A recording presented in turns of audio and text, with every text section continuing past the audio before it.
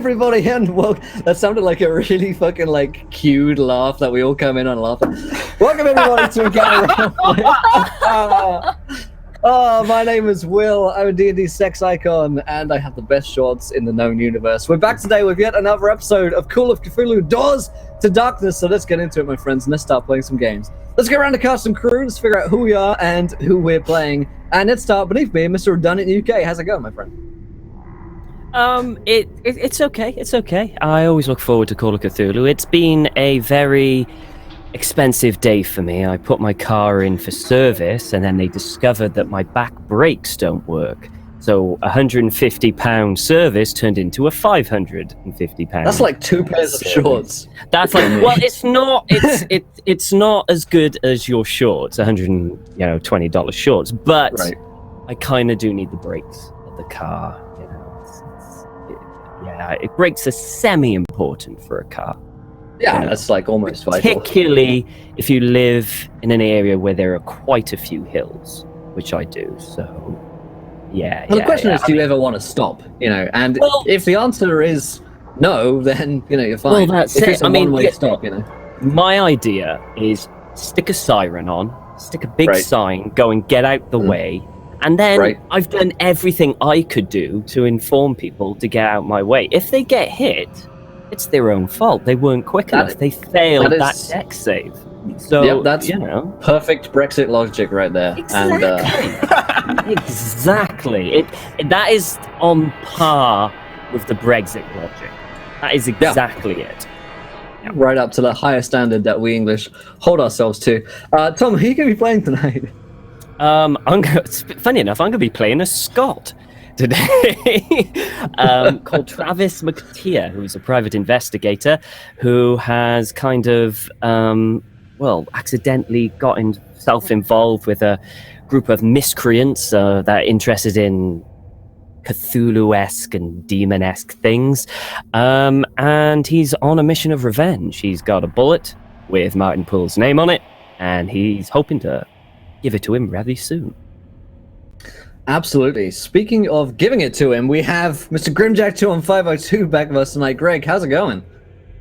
It's going well, man. I get it. We were talking a little George Clooney before this, so that kind of plays into the horror that is coming up here. Never let that man watch your cat.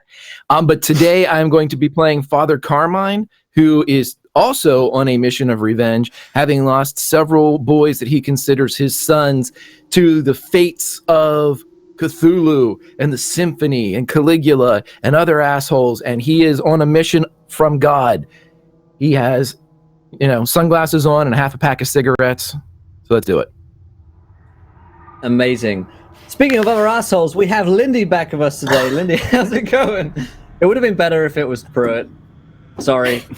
It's true. It's true. It's all good. It's all good. Pruitt, I'm co-host RPG, and I can take a little bit of his slack.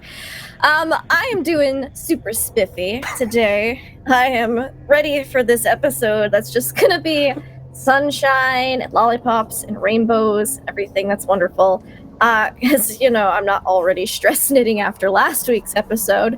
It's gonna be great. I play Mildred Carabappa. She is an 86-year-old lady who was, in the Civil War and all sorts of other shenanigans and just wants to grandma everybody. She's also an occultist who knits her spells. So there's that too. Amazing. Speaking of occultists, we have Donovan Fry back with us tonight. Don, how's it going? Oh, I am great. I've had a great week, and I've been looking forward to this show like I always do all week long, ever since 4 p.m. last Wednesday. I play Luis Delgado. He's the innocent bystander in this group, the non-investigator, doesn't have any skills, is just kind of along for the ride and trying to survive, and that's all there is to him. Great stuff. And speaking of not having any skills, I'm kidding. We have Pruitt back with us tonight. Pruitt, how's it going? Oh, it's amazing. The only skill I really have are segues. So, and I just failed at that one. So anyway, I'm Pruitt. I'm going to be playing. The joke I thought of just fell apart in my head. Anyway, so I'll be playing Seth Penhollow, everyone's favorite spineless, cowardly book dealer. Last week he finally got his hands technically on the Necronomicon and used it successfully. I'd just like to point that out. So that was awesome. It's been a long time goal, first time without going crazy and dying. So I look forward to see how much longer he can hang on to the last shreds of what of his sanity remaining. So let's see how long that lasts. I give it about an hour. Magnanimous I give it about dispensation. until then. With holy shit, let's. I just read that. Is that so what I think it said? The two with the £300 donation. Can we get some hype there in chat for the two? Hey. Holy shit! Wow. Yeah, like 2 more pairs of gym shorts. That had so many gym shorts right there. Man, I'm going straight down to Adidas as soon as I can.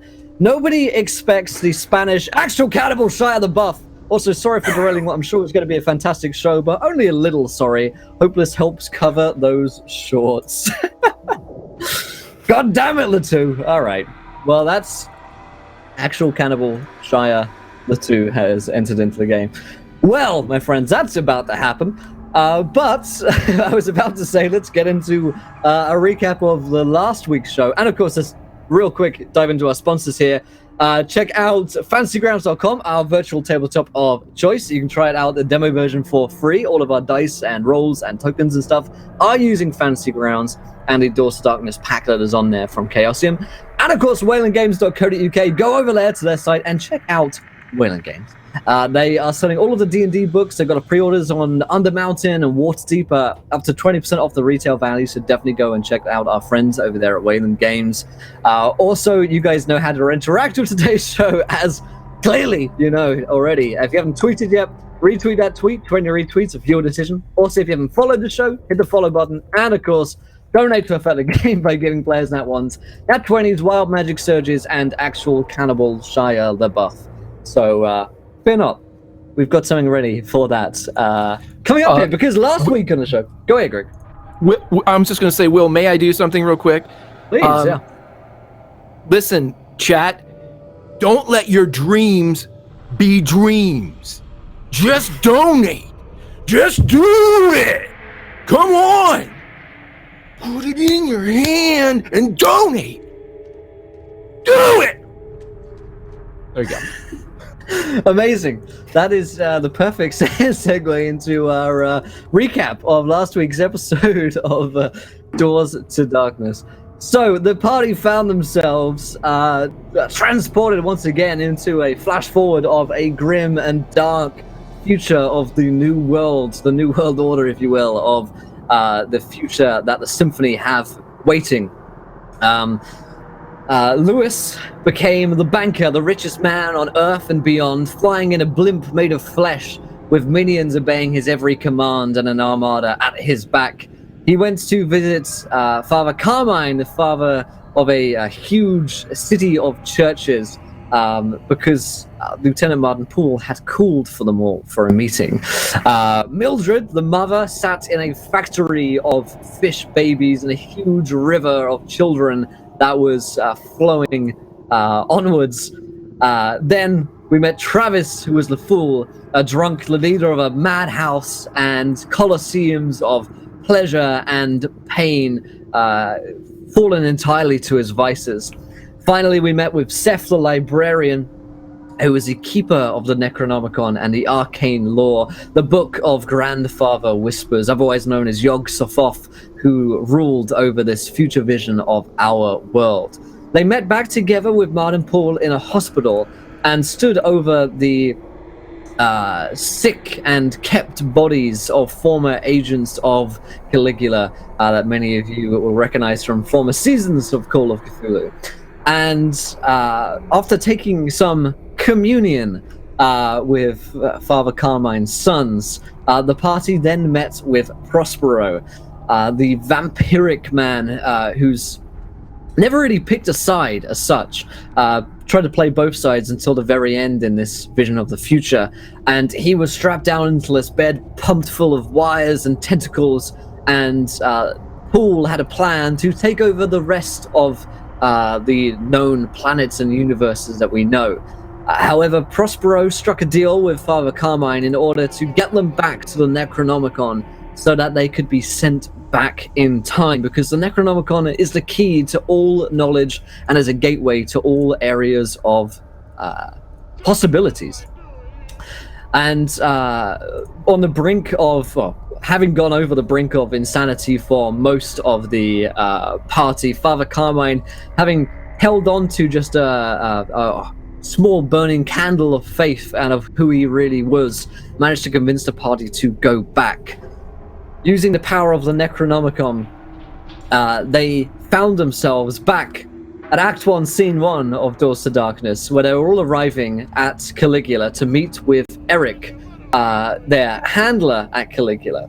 He was meeting all of them, but this time a couple of things were different. Whilst Mildred, Lewis, and Seth were there, Travis came in instead, and of course Father Carmine came in Laszlo and Castor's stead. They weren't sure exactly how they got here, but this was the same point in time when they had first met up. So in theory, Matthew, aka Sloane, is still alive and well here.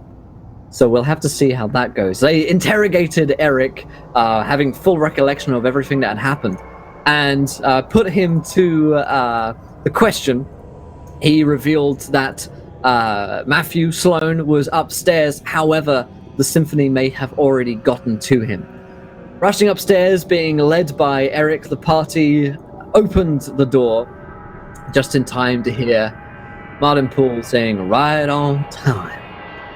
And that's where we're going to pick up today's session of Doors to Darkness. I think it was Lewis who was pressing in first through the door, if I remember correctly. I could be wrong. Was it Father Carmine? It was See, fun. we were just talking about how shit my memory is. Who's pushing in first into this door? Father Carmine. Father Carmine. Okay, cool. So, Father Carmine, there is a door in front of you. I think you checked it for, looked over it, see if there were any traps, but you couldn't hear anything on the outside.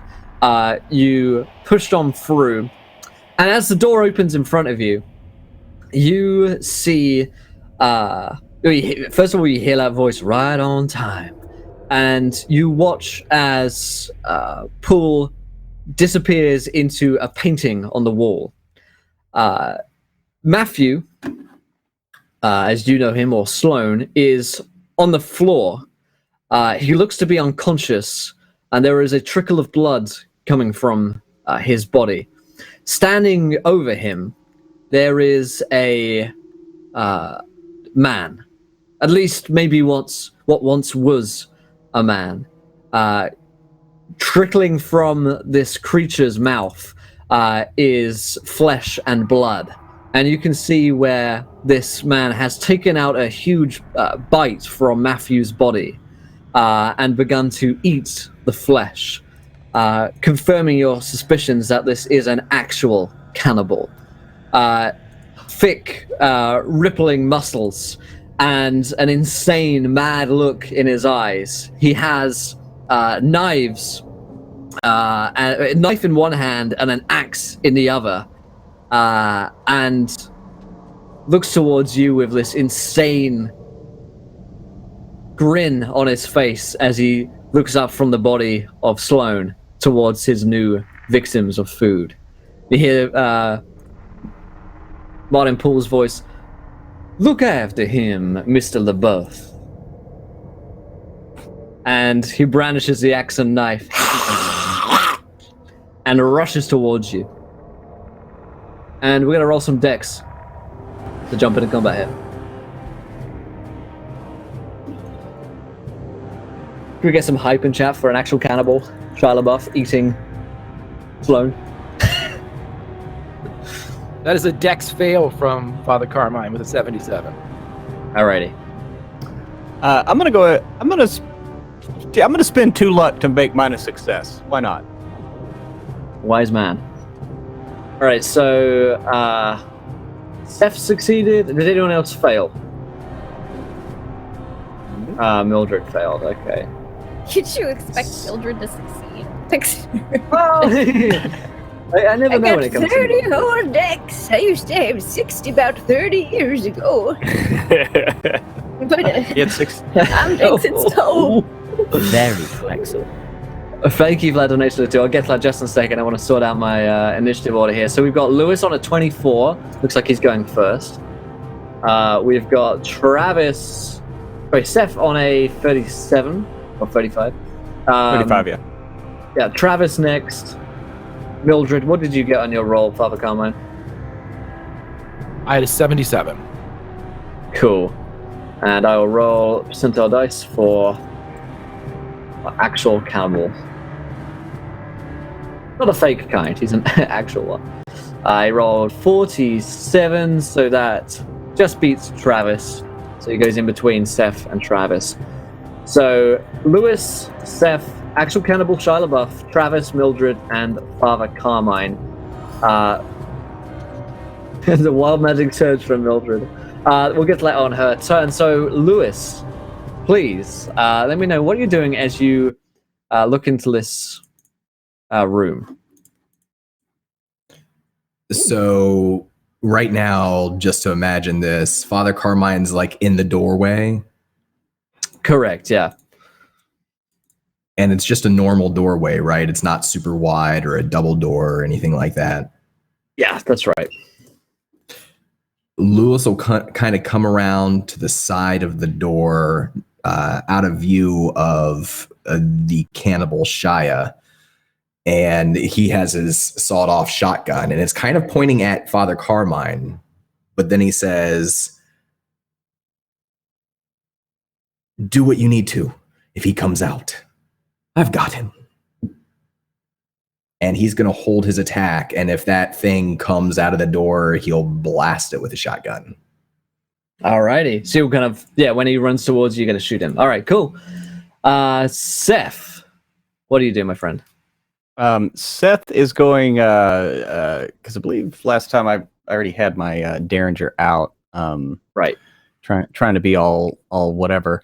So Seth is actually going to just like move to the other side of the door from where Mr. Delgado is, and he's kind of do the same thing with Father Carmine there. He doesn't want to like make him deaf or anything, so he's just going to stand there like to the side of the door, hands trembling, and if he comes out, he's going to try to shoot him, but at least be out of sight.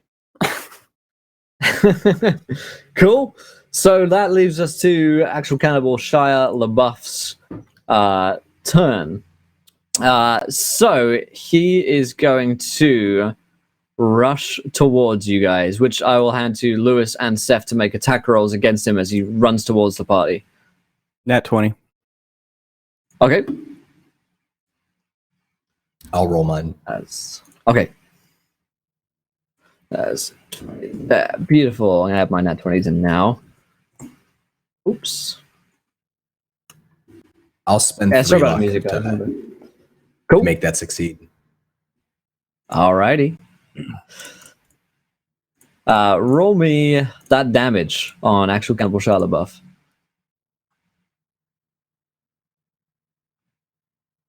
13 damage from the shotgun. 10 from the Derringer.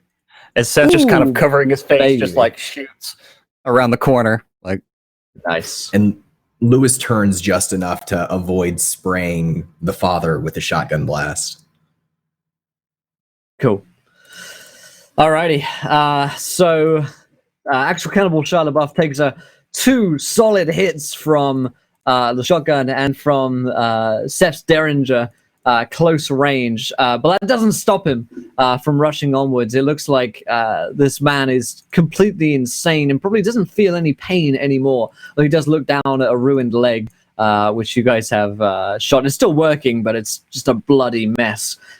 He rushes into Father Carmine, who is the first in front of him, and he is going to pop one of his nat 20s here from Latu in order to hit Father Carmine. He's going to swipe in with the axe for 7 points of damage, Father Carmine. My question is, since we have reset, do I have initial power reset? Like, I have my heart back. So do I still have like what I started Father Carmine with without being too terribly specific? So you don't have the powers of your god with you. The Necronomicon is still in you as far as you know. Oh, okay. You could try. But as far as you've like felt thus far, you don't feel the oh wait, no, that's totally incorrect because you did the mind swap last week. That's See, what this is I was going to my say. memory again being a shit. Yeah, you can totally use your powers. Okay, so I mean, like I said, I don't want to do anything I don't have, but if it's a reset, then I would still have that. Yep. That. Okay, so yeah, One he'll in take. Obviously, he's four going to take the chances. shot. Yeah. Yeah. So yeah, there's a. Let's see. Do you want to roll so they can see if it's a? I think it's a 25% or less.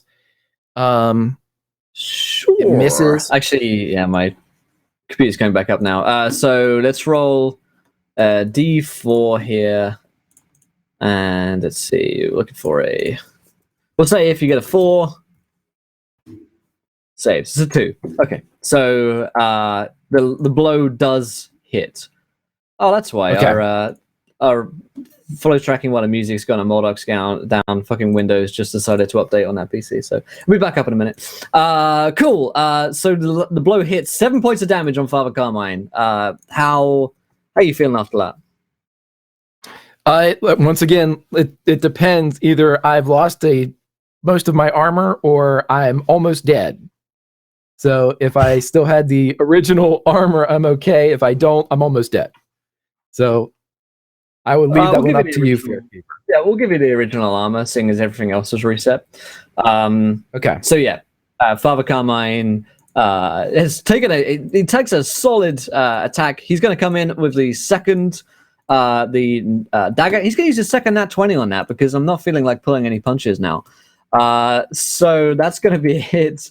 The dagger is a D6, and it deals 3 points of damage to you. So much for the armor as it is gone. Nice. Here today, gone today. Yeah, the tattoos kind of like burn away on Father Carmine, the defense against the dark arts, if you will. And actual Cannibal Shia LaBeouf, he has a third attack. That's right, ladies and gentlemen. Actual Cannibal Shia LaBeouf can make 3 attacks in one turn. So he's going to do that against Father Carmine as well, because you know what? He's doing well so far. He scored an 82, and my conversion to Call of Cthulhu. That is just a miss. Although I will emphasize the just. He has a pretty damn good attack value. The third swipe with the axe just comes over Father Carmine's head as he is almost carved from the rest of his body. And you will watch as actual Cannibal Shia LaBeouf races towards Father Carmine and begins to cut him up into ribbons. Okay, and I have a viewer decision. Underneath this line in chat, you guys are going to tell me actual Cannibal Shia LaBeouf's superpower. What is actual Cannibal Shia LaBeouf's superpower? Acting. God, it's going to be... Is it? Cool. He needs it. Right. He needs it. Alrighty, get those some ideas there in chat. Thank you, Kenneth, for getting on for me. All right, that is Shia's turn. Travis McTavish. It is your turn, buddy. Friend is dying in front of you. In that case, I'm just going to unload the pistol into him. Just absolutely empty the clip into this thing. So let's hope and pray. Just do it. So that's a 35. That's a hard success. That's going to do it. You look at Shia. He kind of stares back at you. Just do it. Clearly, I put insane. one right between his eyes. So that's 1. So it's 1d10, isn't it, for a pistol? It's a D10 of damage. That's correct. Yeah. Ooh, okay, that's 6. And because I've got handguns above 70, I can shoot again. Yes. I believe so. Yep. Technically, you can fan the hammer because he's right up on you. Oh, I'll fan the hammer then. Ban that hammer, baby. Except it's not a hammer; it's just a normal block. But you know. So how many attacks do I do if I'm fanning it? 3. 3. All right, I get one more. Ooh, that is like an extreme success as well. So that's Extreme. Ooh, 9. So altogether, 15 points of damage It's Of- pretty good. of the special blood bullets. Yep. You will watch that as these bullets tear into Shia. That, despite the fact that they have this priest blood on them, Shia seems to ignore wounds against his body as though it didn't even matter. You see the bullets tear into him and tear into his body, blood pouring from them. But something keeps driving him onwards. Mildred. Okay. So, is there anything around us in the hallway at all, or is it just empty? It's pretty empty. Pretty empty. Okay. In that case, this is just my idea. I don't know if it's gonna be helpful, but she's gonna pull whip out one of her half knitted blankets that she's got done and kind of stretch it so that it's like a net, and then I'm gonna cast Impeccable Throw, which is gonna cost me 2 sanity points and some magic points, but I can have it land exactly where I desire, and I'm gonna have this just throw it over him like a net and try to tangle him up. All right then, let's give that a go. Also, you have a wild magic surge to roll. Oh Mildred. yes, I will roll that up. Yes, I can't remember how And to do I have one this. as well for Shia. /die. 1d10,000. Yeah. that work? Well, that's why it gets more work. I don't think that worked. Was that you? That was good. Okay. Yeah, I got 5, mine. 10. Right, there we go. Okay. So I will look these up in just a second. Go ahead and try and pull that off there, Mildred. He's going to be able to roll a dex to try and get out of the way of Okay. this. Well, Um, the spell is by reciting a short verse, the caster or chosen recipient is able to throw an object and have it land exactly where he or she desires within 50 feet. Spell guides the thrown object to a trajectory that will hit the desired target. Only one object is allowed to be thrown in this way at a time. cool. I could roll like a knitting check if you'd like me to just see how No, good of a that's net fine. it is. That's fine. I'm going to let Shia roll a dex to try and jump. Sure. Out of the I way still of want to this. see how nice this blanket is. Pretty good. Shia gets a 19 on his dex. So the knitting blanket sort of flies over the top of him, and he just rolls out the way. He gets onto all fours as he does so, and moves like a crab away from the net. Okay. He rolls a little bit like a droidica, actually. Yeah. Ugh. Right. Yeah, And then I'm just gonna kind of back up a little bit and start speeding something else. That's my turn. All right, Father Carmine, you've been assaulted by this man that's eating one of your firstborn son. What are you doing? Okay, so he's out in the hallway with us now. Like he came out at us and is among us Pretty now, much, right? yeah. As we were. Yeah. Okay. Father Carmine is going to, since he's crabbing it up, Father Carmine is going to step on Shia's back and jump into the door and kick the door shut into the room with Matthew. And on that 20, that if I have to roll anything, as I need to get there so I don't die.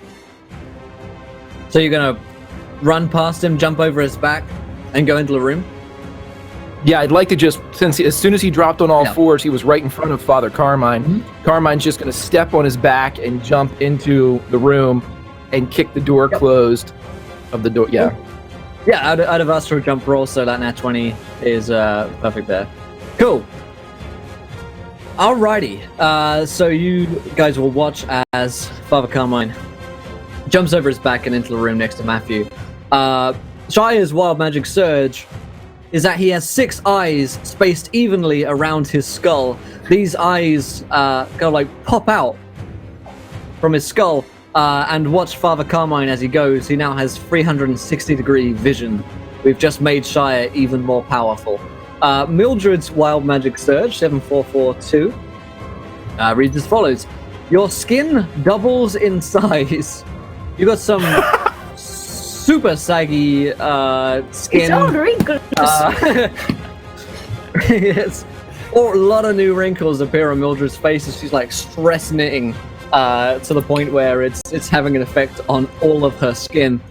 That's amazing. That takes it to Lewis's turn.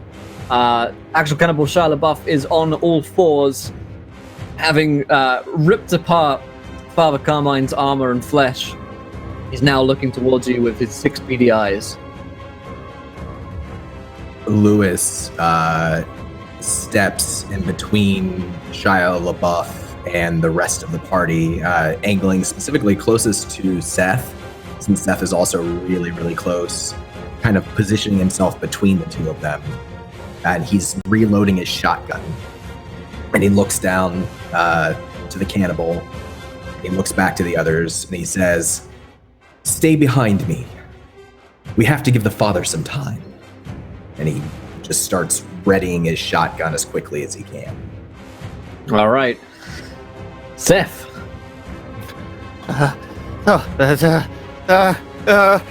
And he like just he has one shot left, and he kind of like just reaches around the door and pops another shot off at actual cannibal Shia LaBeouf. And I'm gonna use an at 20. All right, roll that damage. So it's gonna be 6 more damage. And Okay. yeah.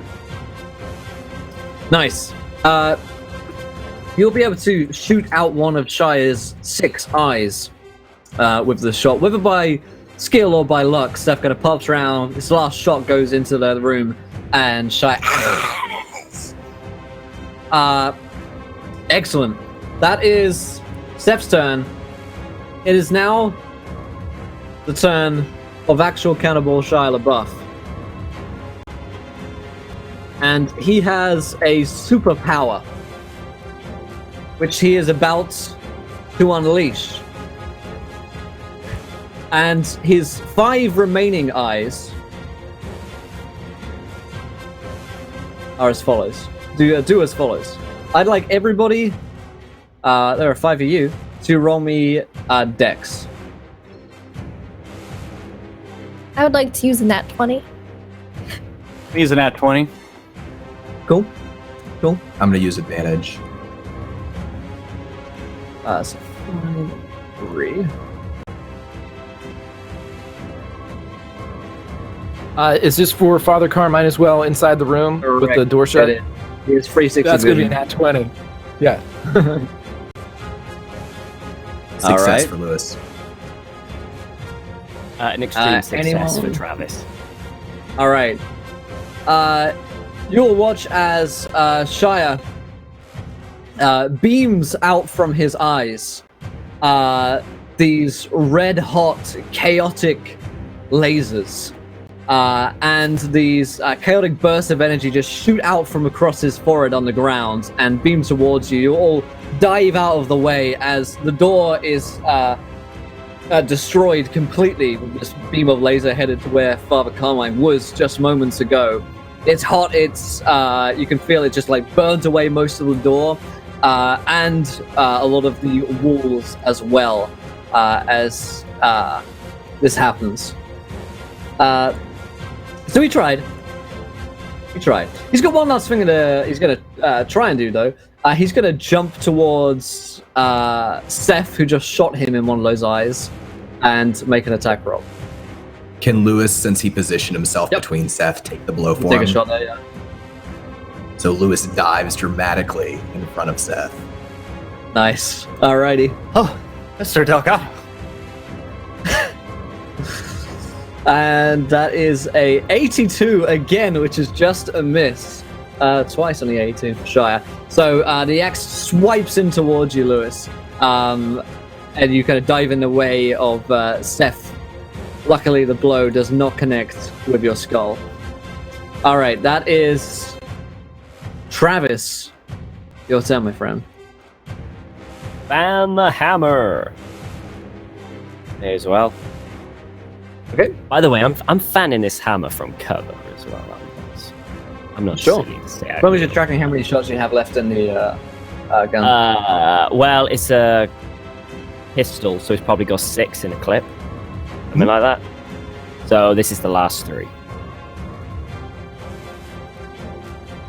Okay, so 1 success.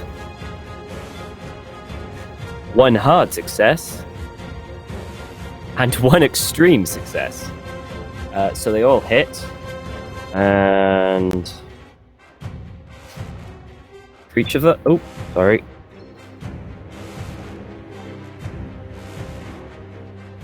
Whoa! 26 damage.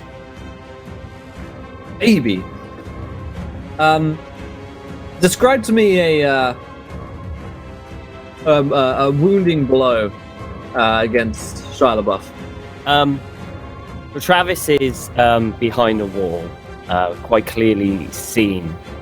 These lit eyes come out and lasers shoot everywhere and just miss Travis. So he turns around the corner and just, almost with pinpoint accuracy, starts popping eyes with his pistol. With each shot, Nice. goo just splatters against the wall, and whoever's close enough gets goo on them as well. So they just keep popping eyes. Nice. I'll let the hard. In fact, I'll let the extreme success be taking out an eye. If you wanted to spend 6 of your luck to make that hard success and extreme success, you could get 2 eyes. How much luck have I got? No. I need that luck. All right, cool. I'm happy So he with has that. 4 eyes currently. That he has. All right, that's Travis's turn. Mildred, what have you got up your knitting sleeve? That's a great question, Will. How many eyes does he have left? Well, Okay. I'm gonna try. Not really great at combat, but I'm really good at everything else. Okay, spell list. I think I'm gonna try to throw saggy again. Mildred. All right. Saggy skin Mildred.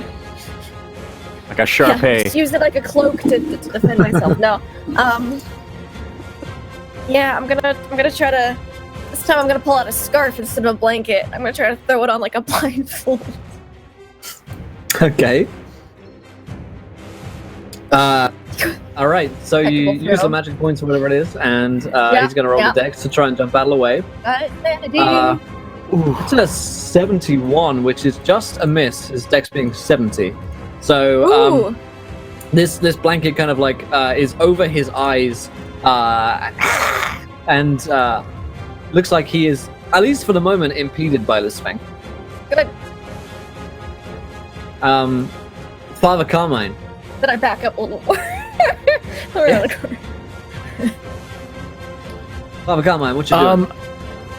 Father Carmine, now that the door is shut, he is going to run over to Matthew, all pretense of any type of calm demeanor he had will have dropped as he slides to the ground and begins to check a person that he firmly believes in his mind is his son, as he is just like cradling him. Oh, my boy, Matthew, as he's like just trying to figure out what's going on.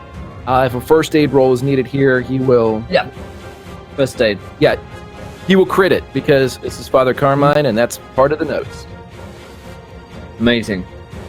So you immediately begin to perform whatever kind of medicine that you know upon Matthew. He's been gotten pretty good. He's not dead. There is still a pulse, and you can still feel shallow breathing, though he's not very lucid, barely conscious, and probably losing consciousness pretty quickly. However, while your medical assessment would be as such that he's probably dying, you can find the main wound, which is kind of in his jugular, which has been torn at by actual Cannibal Shia LaBeouf and like stimmy the wound a little bit, putting pressure on it, and it will, at least for now, keep him alive and keep him conscious. Okay, it is Lewis's turn. You're right in front of actual Cannibal Shia LaBeouf. And the door got disintegrated, right? Can we see into the room as well? Mm-hmm. Yeah. For a moment, he'll glance over actual Cannibal Shia LaBeouf and to the painting on the far wall that he saw Martin Pohl run into. What's the painting of? It's a painting of a castle. It looks to be a deeply kind of European-looking castle. Yeah. A smile comes to the corners of Lewis's lips, and he's finished reloading his shotgun, and the net's over Shia LaBeouf, and he's going to put the shotgun point-blank range about half a foot back from all of those eyes, and he's going to unload his spread into the 4 remaining eyes. When I draws. All right. Success. So they'll all take 18 damage. Ooh, nice. Let's do math. Oop, that's not the right one. Let's see, 18 damage and regular success. Yeah, regular success. So you're gonna be able to get his main torso of this, but not the cold shot into the eyes. That would be an extreme. But the body shot is, as far as you can tell, a near mortal blow. The shot goes into his torso, and you feel Shia being kind of knocked backwards, and for the first time, there is a flicker of hesitation in his eyes. Quick, okay, friends. good. Into the painting. And while he's down, Lewis will run it. Cool. That is Lewis's turn as he jumps in. Seth. Oh my.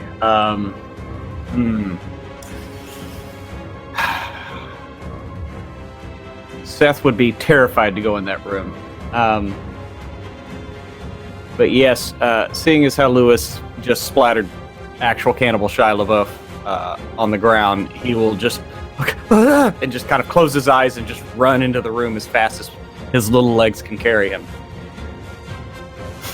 All while trying to pull bullets out of his pocket, probably dropping them on the floor, some on the floor to reload his Derringer. But yeah, he'll run in and jump in the painting. All right, Seth goes in. That is actual Cannibal Shia LaBeouf's turn. And now in front of him stands Travis and Mildred. He's gonna leap in towards Mildred. Oh, those cowardly bastards! He's still blindfolded. He is still blindfolded, but That's a 23 good. is still gonna make it. Oh, okay. A 89, however, will not. But a 51 will, even with the negative to his Okay. sight. So the first one is for... Ooh, that almost rolled onto 10, but you take 4 points of damage, followed by 6 points of damage. So 10 And who was total that from to? actual Cannibal. To For Mildred or for Travis? Yeah. For Mildred? 10? Yeah, she's... Oh! I want to deflect harm! Okay. That's a thing I can do! And not be dead after that. So... I'm gonna use magic points and deflect it, and well, I'm gonna take 2 points of damage and deflect the other. That was 10 total. 10 total. 8. All right, guys. Alrighty. Good. Oh, it just rips with my very loose, baggy skin. All right, and now Mildred, Travis, and Father Carmine can roll me dex. as the laser beam eyes tear out again. I'd like to use a nat 20, Will. Would you? Okay. I would. I would Okay. indeed. It's valid. I'll allow it this one time, I guess. Okay, thanks. I fail. Fuck. Good. Good. I rolled it for a 7, which is an extreme success for Father Carmine. All right. Cool. Super cool. Let's roll a d12. Ooh, 5 points of damage to Travis. As this red beam of chaotic energy tears into your flesh, it traces across a lot of your kind of chest and shoulder and burns away the flesh that is there. It is red hot, searing pain. The rest of you managed to dive out of the way before Shia can fully destroy you with that. Travis, you watch as this happens, and Lewis and Seth are gone. Father Carmine is sitting over the prone form of his son, and Mildred looks like she's in a bit of a panic right now as well, and super saggy. But that's just a side note. Okay, so Travis leans back against the wall as the burning just across his chest. The shirt that he's got on, the jacket, is just revealed like a scorched chest, and he staggers back and pulls himself up just a sheer will, and he puts in another clip into the gun, and he just unloads once again into Shia LaBeouf. All right, here we go. That is 1 success. That is... I'm going to spend 2 luck on that to make it succeed. And that is an extreme success. Nice. Roll a damage. Ho, 25. Oh, 20. baby. All right. Dead. Let me do some quick math. All right. As if he's dead, is kind of a way I want to do it. Describe to me how you kill actual cannibal Shia LaBeouf. Okay, as Travis sees Mildred getting attacked, just pure adrenaline takes over, and he lifts himself up and starts walking towards him, firing every single bullet in the gun. Once he does that, he reaches into his pocket and brings out a lighter, lights it, and throws it on him to catch the blanket thing on him.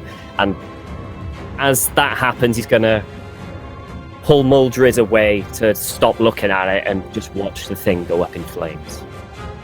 Yeah, you will watch as actual cannibal Shia LaBeouf is defeated, fallen down onto the ground with all of his laser eyes and limbs. His axe and knife fall by his side. He lies there prone, eyes closed.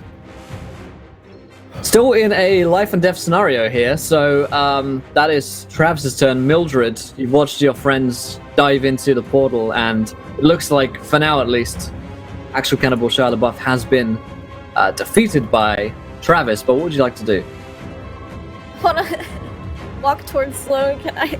It's just a free action to just like stab him with my knitting. You be like, you are not very nice. Continue over to Sloane. Okay. I want to see if I can give him a first aid check, stabilize him. Oh yeah, good. Just first aid. I have this skill.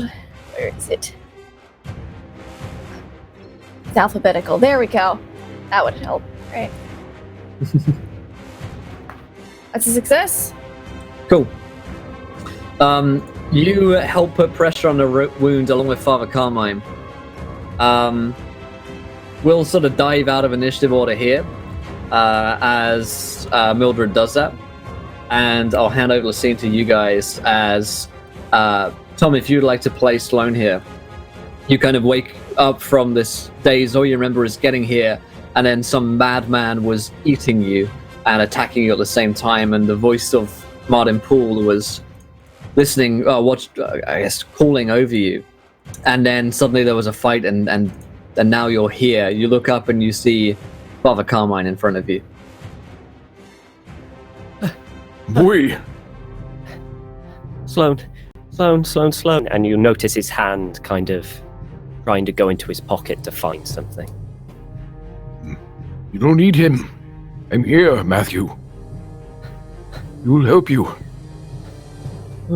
He's just like constantly using his free hand to rub Matthew's hair. Who are you? It's me, Matthew. It's Father. I'm here. I finally found you. Father? No. Grandfather whispers. No. He cannot get you now. I'm here. I need Sloane. No. And his You can hand be yourself, comes boy. as he looks. Voices, they still talk to me. They still whisper to me. I can't. I'm here together, like we did before. Just remember before they did what they did to you. Remember, in the school. Together we can do this.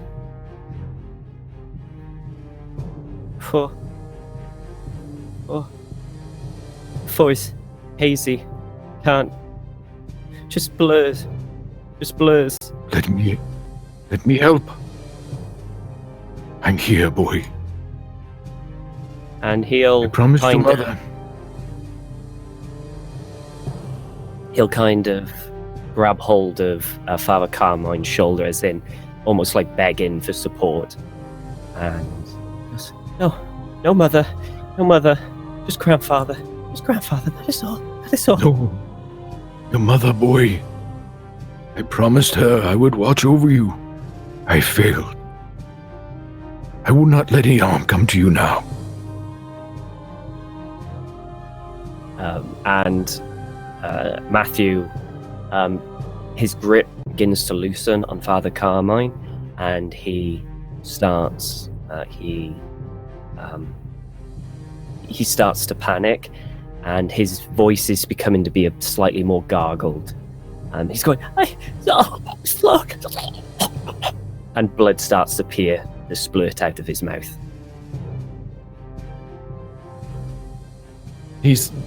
Carmine's looking around desperately as he's like, elbow deep in blood.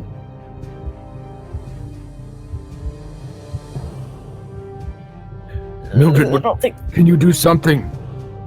Oh, I can calm him down a bit. I can give him some temporary life, but it's only temporary.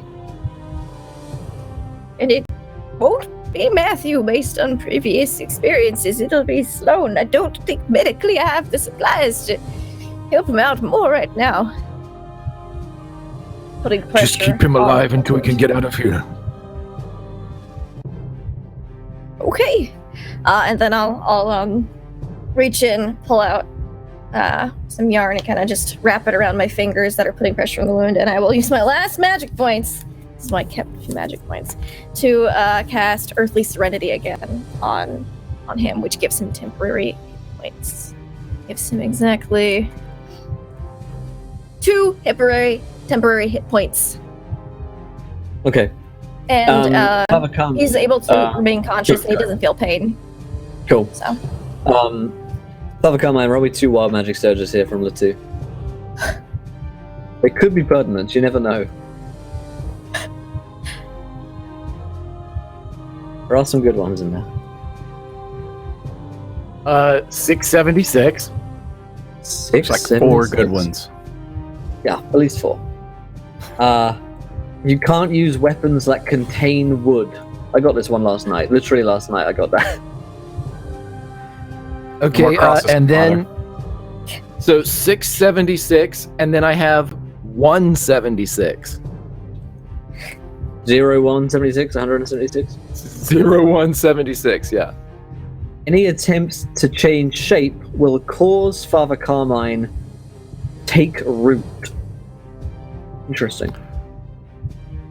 We could How would read that apply with into his mind swap?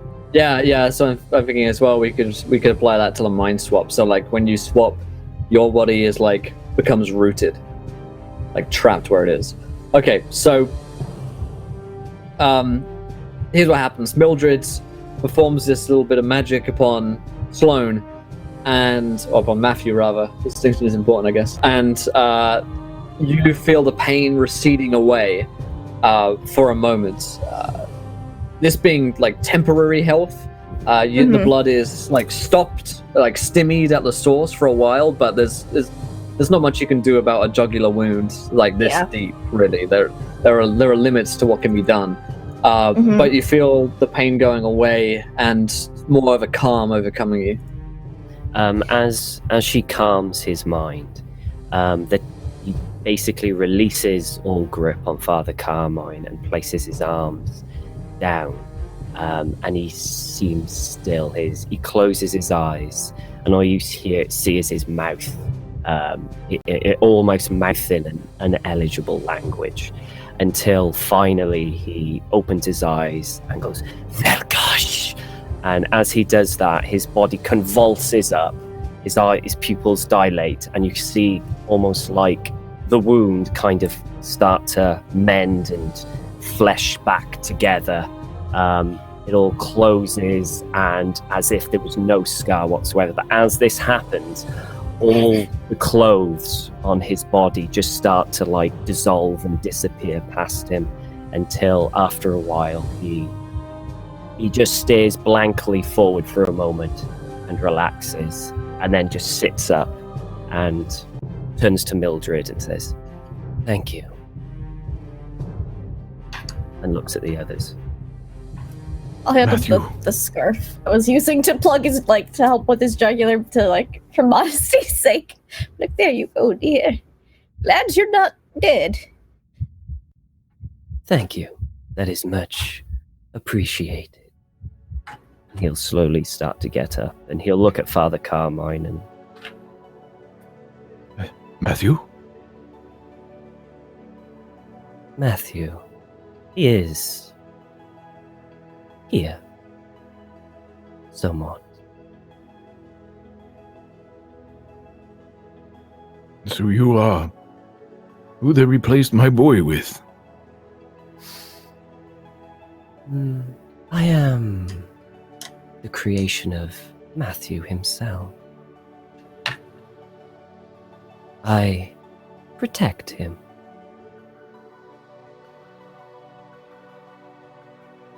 If that is true, then we are of like mind. Yes, I believe we are. Sloane will look around for any kind of clothes or anything. The I feel scarf a is little pink. It's kind of... exposed. Yeah, he kind of likes the pink scarf. It makes him remember better times. I assume Shia LaBeouf is wearing some type of tacky Target rock and roll T-shirt and acid wash jeans. It's actually got his own face on it, yeah. Right. An Ed Hardy shirt. Mm-hmm. Well, Sloane will put There's them. six made with his face. detailed embroidery to get that on the... They're actually so baggy on Sloane because he's so thin. He just puts them on. So It says Mutt Jones on the back.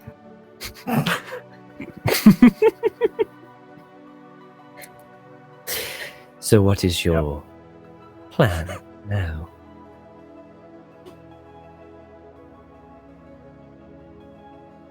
We need your help. The book.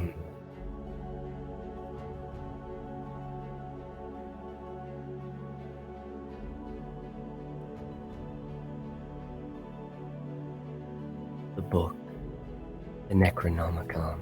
Yes. Actually, Will, do I have the Necronomicon? Do I think that I know where it is? So now that you're coming back to consciousness, you have a better recollection of everything that's gone on. When you got back here, and you were captured and tortured by Poole, you reveal the location of the Necronomicon, Right. which they've extracted from your mind, essentially. Paul has taken it and gone with it through that painting. They know where the Necronomicon is. We must get there first. We must stop them. Yes, we must. Come, we must go through the painting. Wait a minute. Eddie. It seems that Shia LaBeouf is wearing a $120 pair of gym shorts. We should take those as well. It's very valuable. Cash value is insane on them, actually. Yeah. When you Thought it adjust was for a mistake, inflation of on course. that. They are very, very valuable. I agree. Guess we shouldn't just leave them here. We can wash out the smell of despair and failed auditions. Let's go. I don't know if that'll So- ever wash out. We can try. That's a stench that will never, ever come out. So, as you guys are collecting yourselves, you guys are, putting on clothes and looking towards How the you feel painting about of all this, Travis? Dark Castle. Good. Travis is kind of like staggering in the room. He's got massive burns across his chest, and he's like, oh, he Here, swear. let me look at that for you. I'll roll another first aid check for both of us. Thank you. Or just for you. Travis, have you Sorry. met Sloane? It's for me. Well, I feel better. Hey, laddie, how are you doing? I am well, thank you. Aye, well, you caused us enough trouble, you bastard. Yes, well, that was not my intent. Mildred, how's that roll? I failed for Travis, but I extremed myself. Cool. You can heal back by 1.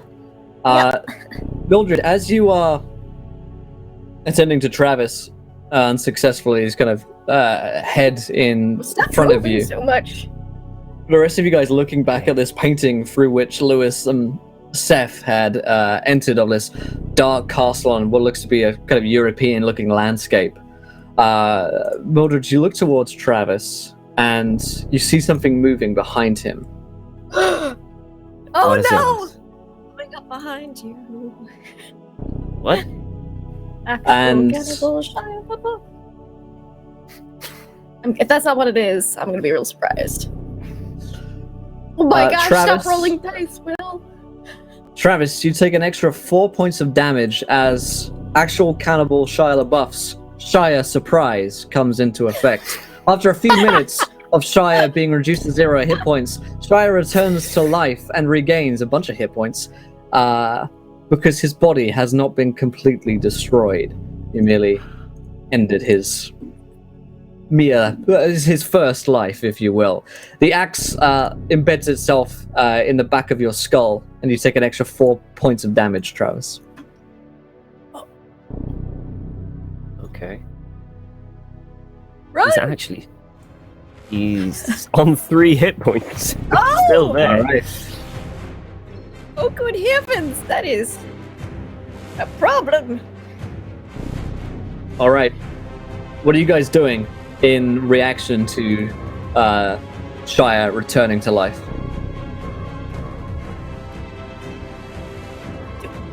Painting? Anyone? Yeah, Travis will probably, if he's got hit, and that he's going to turn around and just again unload what's left of his pistol into the thing. As Yeah, he's sort of like probably his reaction falling as you're- on- yeah. yeah. Yeah, as you're getting hit, yeah. So let me just quickly do that. Okay, success. Success. Oh, fail? What the hell? Let's see if this works now. 10. 17 points of damage to Ooh, that Nice. just- as he falls back on it into its chest. blood's pouring down his face. You can barely see. Travis is he's gonna folds back. Is basically in the arms, one of the arms of actual Cannibal Shia LaBeouf, who's raising the axe towards his throat. Father Carmine, Mildred, you have a chance to do something here if you would like. Sloane as well. You guys are right in front of the picture. You could just run into it, or you could try and help.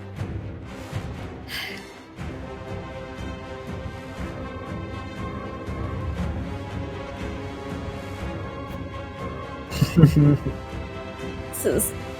I don't have any magic points left. What are you doing? I don't Mildred? either.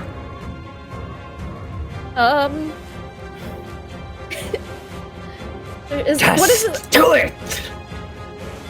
I'm gonna run. Just go through the painting.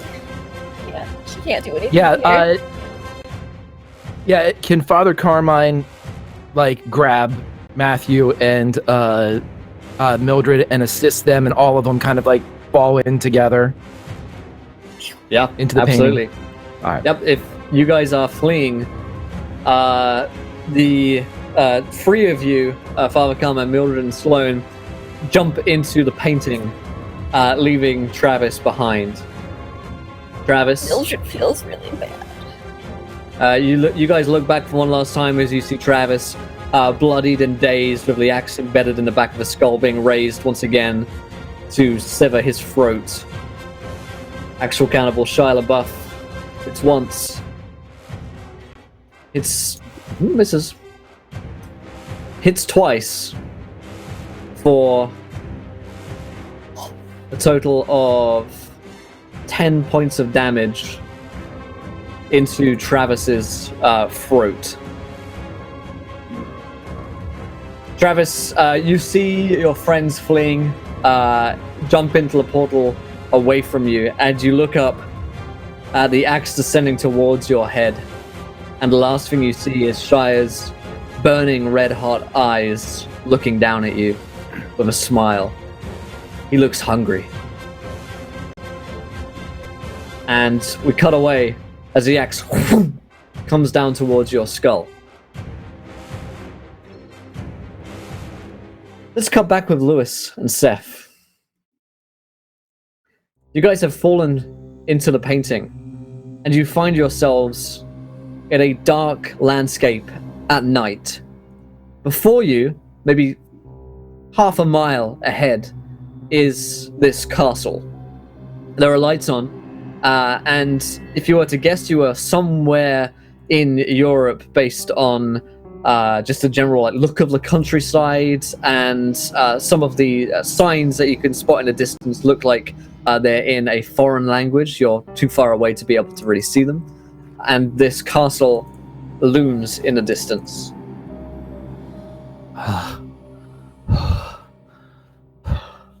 Where do you think that we are, Mr. Delgado? Oh, who's to say where or when we are, but... Oh, right, when also. I think we should continue on. I hope the others had the good wherewithal to follow us.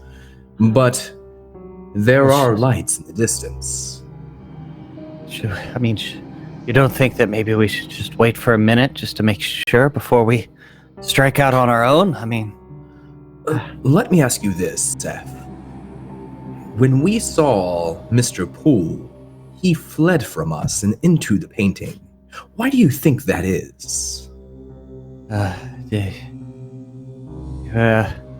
He had somewhere to be. It was time sensitive. Otherwise Yes. he wouldn't hurry. So maybe we should follow.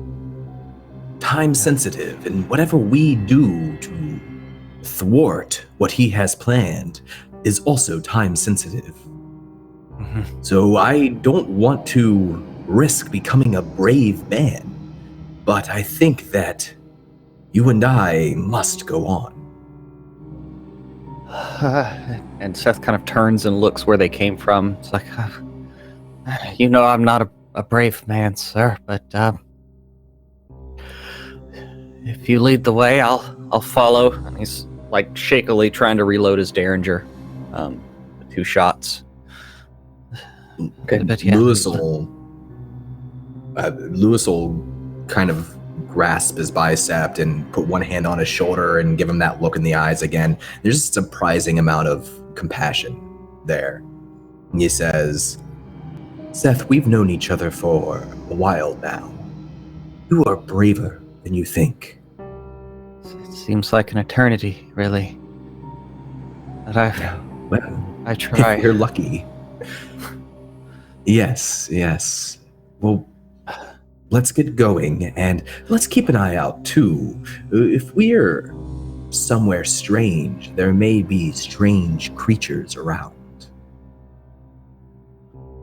Oh yeah, that's true. Okay. Yeah, if you lead the way, sir, I'll follow. All right there, Seth. All right. And Lewis reloads his shotgun as he starts walking, going towards the castle, going towards the lights, and if he can spot anything or hear anything dangerous around them or a sign that might show more about where they are on the way, then he'll stop for a moment. Absolutely. The two of you kind of walk down the road. There is like a main road leading down to this castle, which, like I said, is about half a mile away, so a little bit of a walk. The signs along the road, does anyone speak German? No. Okay. They're road signs, you're pretty sure? You could make out that they are in German, just with your basic understanding of what languages look like. You're not sure what the words really mean, but I mean, you're pretty sure these are give way, that kind of thing. Probably some directions of different towns and stuff like that.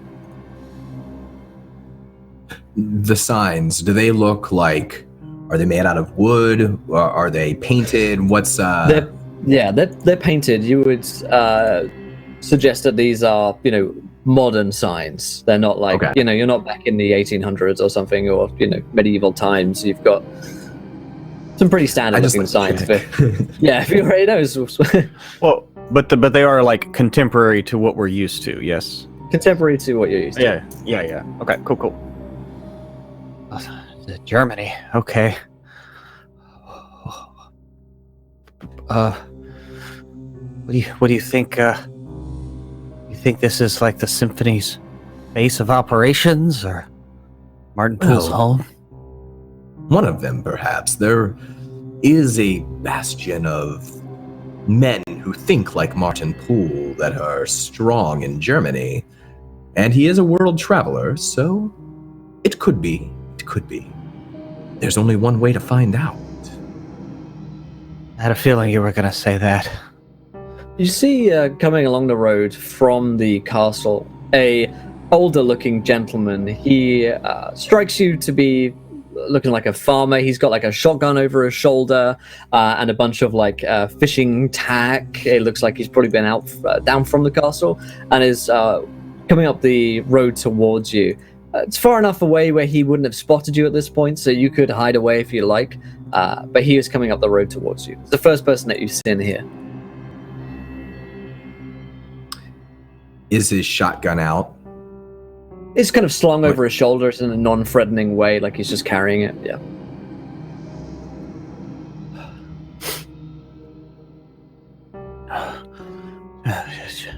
Should we maybe ask this man? Maybe he speaks English. He could offer some direction. Good chance, and worst case scenario, we put him down. He'll step out of the tree line and shotgun lowered but loaded. Okay. Yeah, Seth is going to pocket his Derringer and look aghast at Mr. Delgado.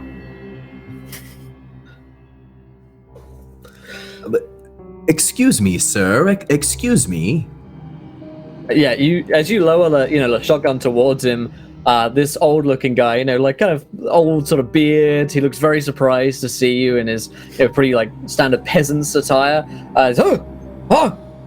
And he has like his shotgun, and he's gonna like lower that towards you as well. Oh, so Lewis isn't actually pointing the shotgun at him. Okay. He just has it down on the side. He's raising a hand to him. Okay, yeah. In that case, he's gonna he'll kind of lower the shotgun into his own hands as well. Okay. And hand over towards you as well.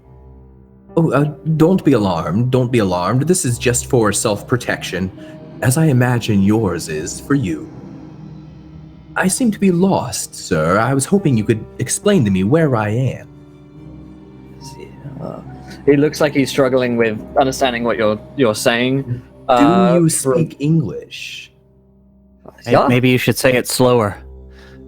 Yeah. Lost. We are lost. Where are we? Oh. Yeah. He points back to the castle and says, Castle Burger. Yeah? Burger. Burger. Yeah. And does anyone live at the castle? Who's there at the castle? Yeah. You get a sense that he probably didn't quite understand what you said, and the awkward yes, agree thing. Yeah.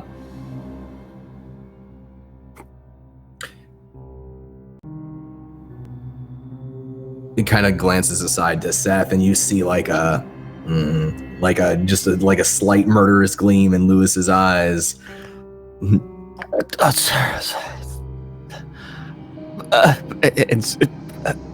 Seth like sees that look and doesn't really know what to say to it because you are holding a shotgun. So,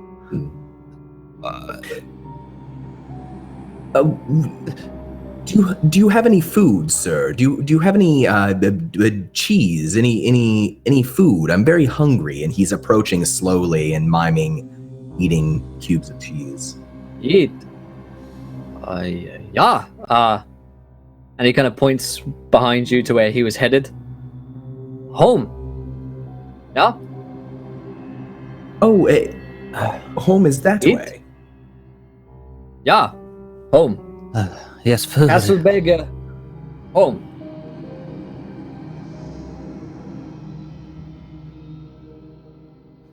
Well, I don't want to stop you then. Please, on your way then. I think I'll stop at the castle. Castle. Yeah. He points back towards it. Okay. And he's gonna kind of politely move away from you guys after this awkward interaction. Yeah. You watch him head down the road behind you. I shoot him in the back. Oh. Give me an attack roll.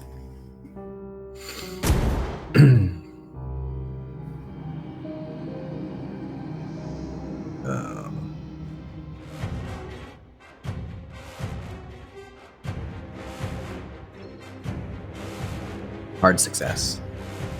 Roll me that damage. 15. How do you kill him?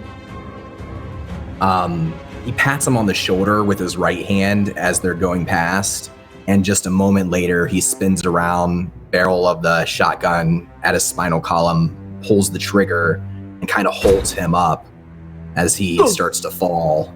He lays him down on the ground very slowly, reloads his shotgun, just a blank stare in his eyes, and begins rifling through his possessions to see if he can find anything. Both of you roll me a sanity check. Oh my god. Crit.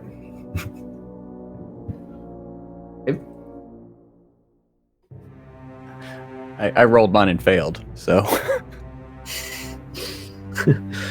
All right then. So, Seth, for watching a man be killed, it's less of a loss because hey, watching is not quite as bad as murdering this poor old man in cold blood. So you'll lose 4 points of sanity on a d4. The dice tell a story. Lewis, I'm gonna roll your d6. You only lose 1 point of sanity for doing this. Even though you succeeded. This act of, well, evil does not go unnoticed on your mind. And you start rifling through his pockets. Obviously, he has a shotgun on him. He has 4 shells to be used, and you could use them in your shotgun as well. He has keys to his house. He has a wallet. It has not a lot of money in it, but some euros in it. Yeah, that's pretty much it. Fishing tack and general. Picture of his family, his wife and his grandchildren. Pretty much it. God, it's no. Oh God, it's another thing to the list. We're gonna be judged. You're gonna be judged, Mr. Delgado. You can't. Quiet, Seth. Quiet. Wallet helps identify this man as Hans Magnuson, which I've put in our image channel. As he's not finding anything suspicious on him or anything related to the castle, he starts searching faster and faster. There's a little bit of desperation, just a moment, and then he calms down again and he takes his wallet, takes his identification, takes his shotgun, takes the shotgun shells, stands up and turns around to Seth and says, "We have to be careful. He could have been one of Martin's men. He still could be. Let's drag him into the woods and then go on our way to the castle." You just can't shoot them though. Seth, you saw what's at stake. You saw the future. There is nothing we cannot do if it means stopping that. You didn't want to leave. Why would you want to stop it all of a sudden? I get confused, Seth, ever since the first time we went there. I get confused. But I'm here now. You and I are here now, and we have important work to do. Yes, important work. Yes. We're almost to the end. The end is nigh. We're almost there. Very close. And reluctantly, Seth will help Lewis drag the body off the road. Just a bit. He doesn't take his off of him. Mm-hmm. Yeah, there's tall grass and farmland around, some of which maybe Hans once owned, and you throw him into the crops.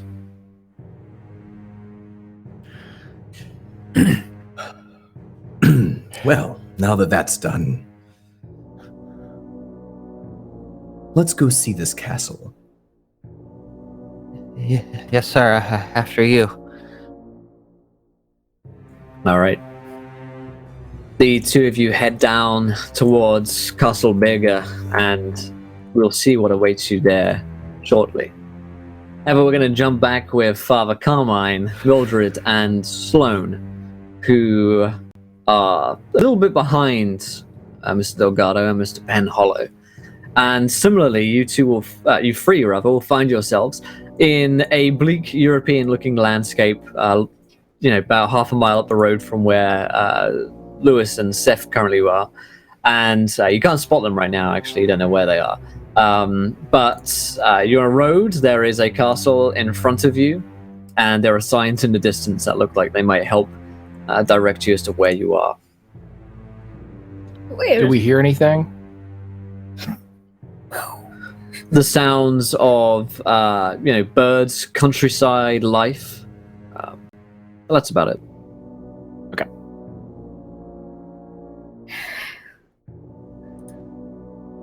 Well, I don't see Mr. Penhollow or Mr. Delgado anywhere.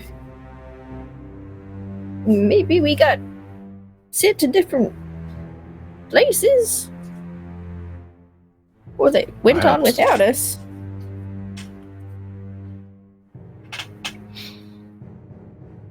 The Well- castle's the only thing around. And Maybe we should the look father- at this sign. I'd say that cultists, this direction, residents of Martin Pool. Who knows? Things have been weird. Father Carmine's distracted to the point of basically he's just looking at Sloane the entire time. So he'll go wherever they lead. Walk over to the signs. Try to read them. I They read look- any German? I Yeah. read English and Hyperborean and Latin. Then no. Yeah. This is some Again, you guys are pretty European sure. stuff. Yeah. These are just like modern to your time signs, which you think kind of point towards villages and general road signs. Stop here, give way to oncoming traffic, that kind of thing. But yeah, you can't really figure out exactly what they mean, right? Well, I guess to the castle it is. Yes, I think the other two would go to the nearest landmark, Probably.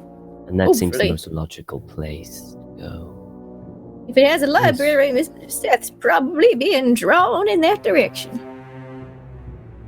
Yes, I'm sure. Oh, it's like a book magnet. Before I forget, can Father Carmine, Mildred, and Sloane both roll me a sanity check for leaving your friend behind to die? Okay. That's He, fantastic. Sloane didn't know him. You're still going to roll me the sanity check. Oh, You're still leaving a person behind to die, which I'll roll is this. an unconscionable thing to do. I fail. Yep, so does Father Oh, Carmine. I fail. That's free wasn't gonna fail crit across that the one. board. My friends. That was too personal. You'll lose 5 points of sanity. Ugh. And this process of leaving behind, either a friend or just another human who helped, save your life, is enough for you to, I guess, your temporary insanities are that you're haunted by this idea of leaving someone behind to die, and the guilt, a lot of feelings of guilt. Your indefinite insanity, Mildred, which Fantasy Grounds is telling me that you now have. Is that Do I? correct? Yeah, it I says did the Mildred math. It's supposed to be indefinite. It's supposed to be 20%, right? I never remember. If I lose one more sanity, then it'll be an indefinite insanity. Okay. Well, Unless let's it's call it an 25%, in insanity which now, case, anyway. then yeah, sure. Let's We'll do that now, because I had to lose it makes a lot of two. sense. I've lost 11. I think That narratively works. it makes a lot of sense It makes because sense. Mildred It makes a was, lot of sense for this. Yeah. Yeah, she felt really bad. Mildred's feeling so bad about it that you just have a lot of like survivor's guilt, I guess, about leaving Travis behind, and that's pretty much going to haunt you forever. Okay, That's something that that's doesn't great. really leave a person. Yeah. You guys are headed down the road. You can roll me spot hidden checks as you do so. I have that skill. Ooh, I have Did I a actually hard succeed? success. Oh my god, Lindy, we rolled the exact same thing. Wait, I succeeded. I have a 25. I have the base skill. I Okay, failed. what does it say that's a fail? It says you hard clicked skill. I guess I clicked the tiny Yeah, you box clicked the next tiny to little hard. I have 25. Okay, that's all good. Actually Uh, succeeded for one. My glass is clean. So you guys will spot that as you're walking down this path, that there is a trail of blood, stained blood on the ground of the road that you're walking on, and it looks like that there are like drag marks into a field where someone very recently has died, because it's not as though Lewis and Seth scrubbed down the road Yeah. for blood trace or anything. They just moved the body. So Oh dear. there I hope probably this is isn't one of them. there's someone I dead follow or the- dying in the field. Yeah. Yeah, I'll follow it because I'm worried it's Seth or Lewis. Yeah. Sloane will stay back. Mildred, you go into the field. Presumably, Father Carmine, you're staying with Sloane at all times. Yes. Mildred, me a you minute. go in. Yeah, you go into the field, and lying face down, there is an old man. He looks like he's been shot in the back with a shotgun, because his back is pretty much carved open. With a shotgun, you say? It's too dear. too widespread to be a pistol. Okay. It's almost definitely shotgun. Spread has gone into his back. I'll just check him if he's alive. He looks pretty dead, but I'll just double check, and if his eyes are open, I'll close them. Like, I'm so sorry. And then There's a look of hobble back. Yeah, when you turn him over, his face is just one of surprise. Where he died, he closed his eyes of the old man. I tisk and walk back to the other two. Well, there is an old man shot in the back, very surprised and dead in the field by a shotgun. Perhaps So he it's- attacked. Perhaps. Perhaps he attacked them. It is a possibility, indeed. An old man attacking two younger men.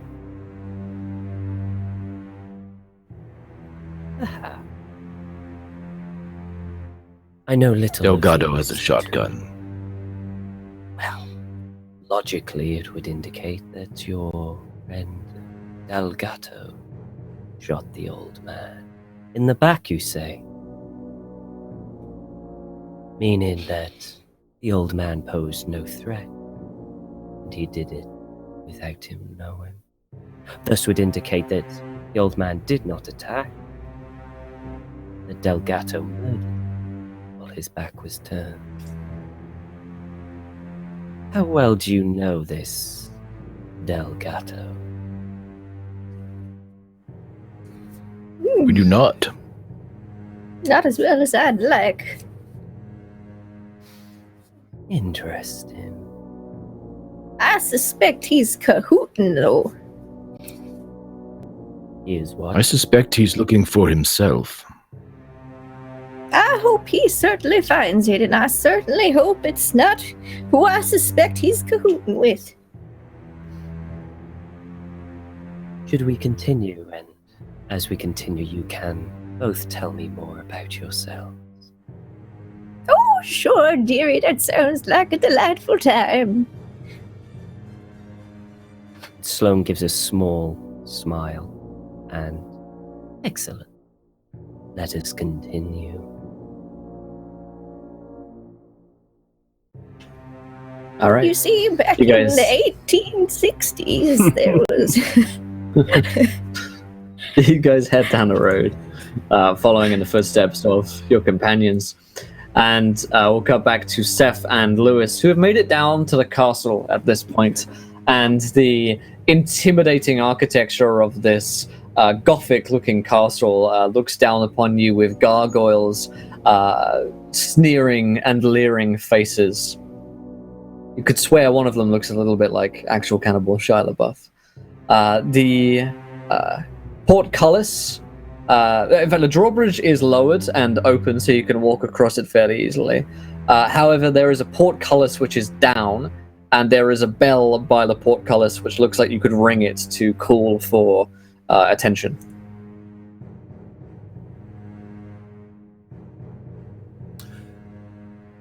Well, I suppose we have to decide now if we want to try to sneak our way in or just ring the bell.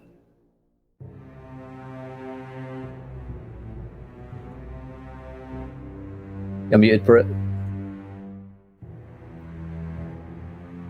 Yes, castles such as these usually have like sally ports or even secret ways in. For royalty to escape during sieges. We could maybe try to find one of those.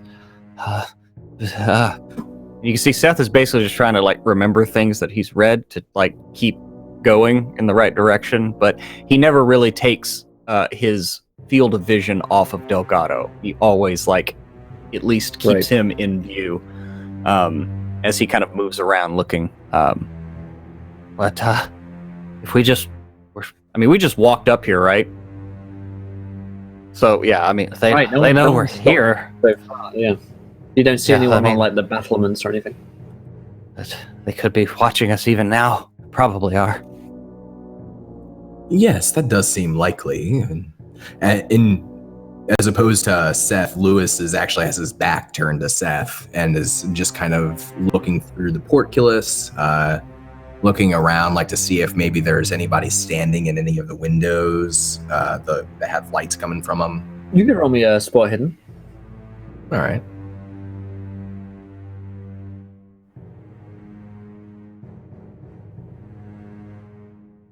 A fail. You could swear that you see, flickers of movement in the windows every now and again, but you can never like see someone there. You just see movement every now and again. You're sure that there are people inside the castle due to the lighting and due to these flickers of movement, but you can't make out who they are. Well, perhaps, Seth, and at this point he turns back around to face him. We go in through the front and have a conversation with the residents of the castle, and if our friends are coming, we might provide a distraction for them to find their own way in. That's true. And what's the ground made of here? Like, what are we soil. standing on? Yeah, it's soil, I suppose. Yeah. Okay. So as he's talking to Lewis, Seth is going to just kind of like trace his name in the soil as he's just talking. Okay. Well, then maybe we should go ring that bell.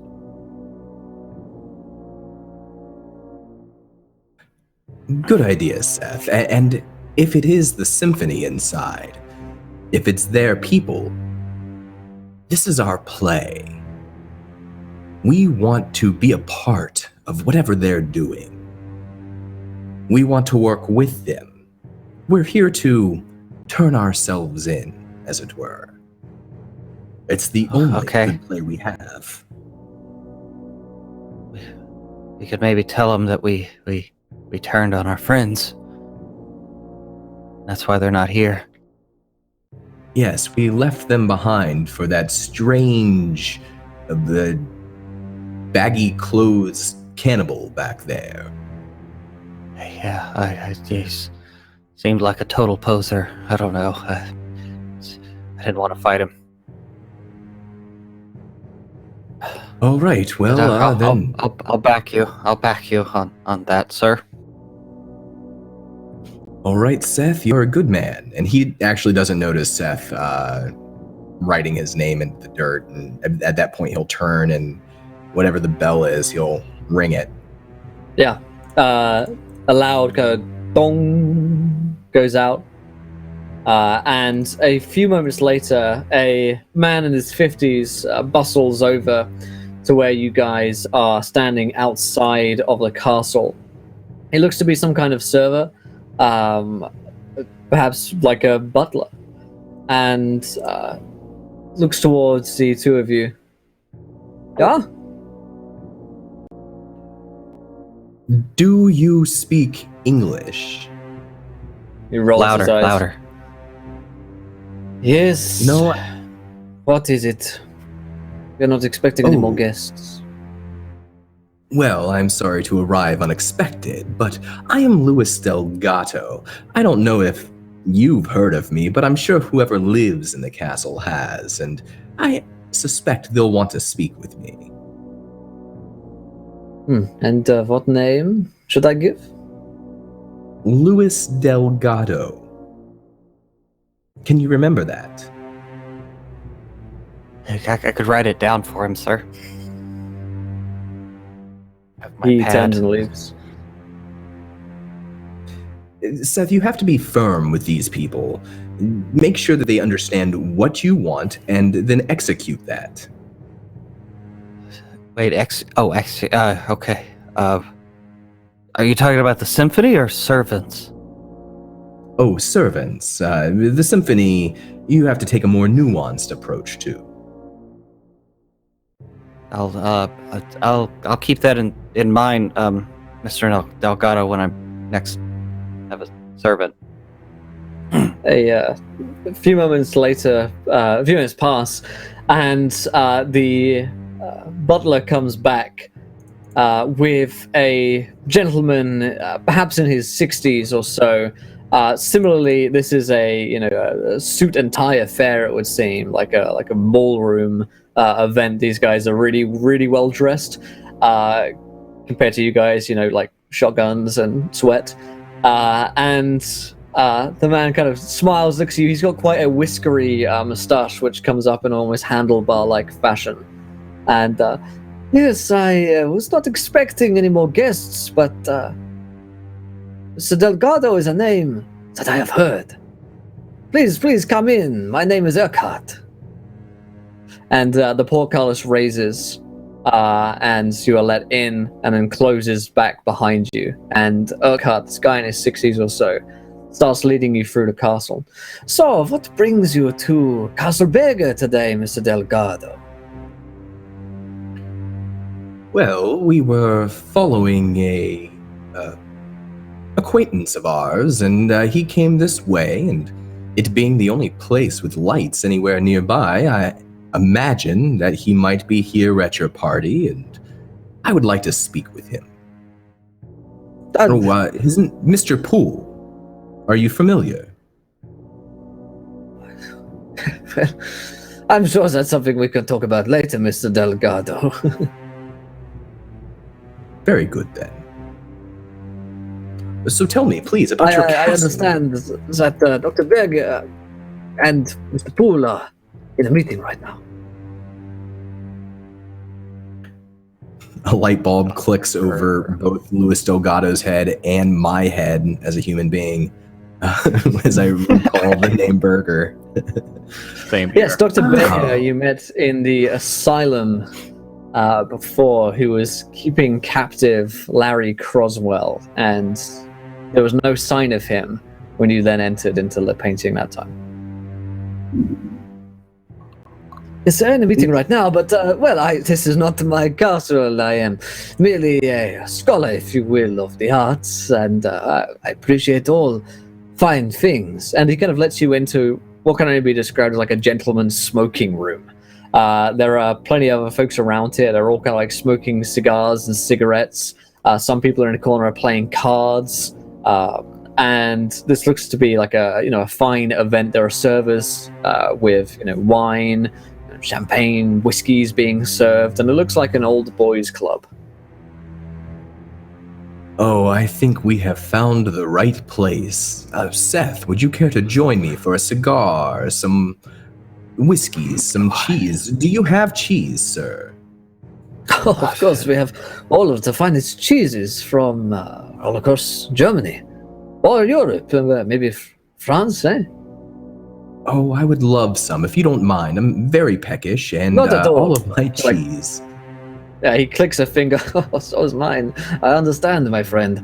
As you exchange some cheese-related witty banter, a server almost immediately comes up and serves you cheese. Crackers, anything else you'd like with it. Yeah, Seth will look for like a drink, just something hard that he can just try to take the edge off. Lewis will get a glass of whiskey, but he won't really drink from it. He does eat cheese though, and his face kind of relaxes once he does. So, of course, that's better. So, my friends, are you scholars yourselves? I am known in some circles in the new country, so to speak. His name is Seth Penhollow, a book dealer of some repute. And I mean, being a smoking room, I assume there's like a bookshelf somewhere in this room, right? Oh, absolutely. Yeah. And he'll look over and be like, I noticed that Dr. Berger has many fine tomes. Oh, yes. Yes, are you, this is only a fraction of the tomes that Dr. Berger and his family have. Of course, the Bergers are very influential in these circles here in Germany. But myself, less so. I dabble, here and there, but perhaps one day. My own castle is, well, not quite as grandiose as this one. Yes, neither is mine. Ha ha ha. He says as if you're making a joke. He's like, oh, they're good. So, why are you here? Perhaps you heard of this meeting if you move in the same circles as I. But it is unusual for two such as yourselves to make it all the way to Germany. No? With someone that has as many resources as Mr. Delgado, we're able to. And he just kind of trails off, looking at Lewis like he's not good with this part of social interaction. Like, Lewis will pipe in and he'll say, "We're travelers, and like I said, we were looking for our acquaintance Martin, and we knew he came this way, and well, here we are, and I'm glad that we're here. Your accommodations are quite lovely. Could you tell us a little bit more about this place?"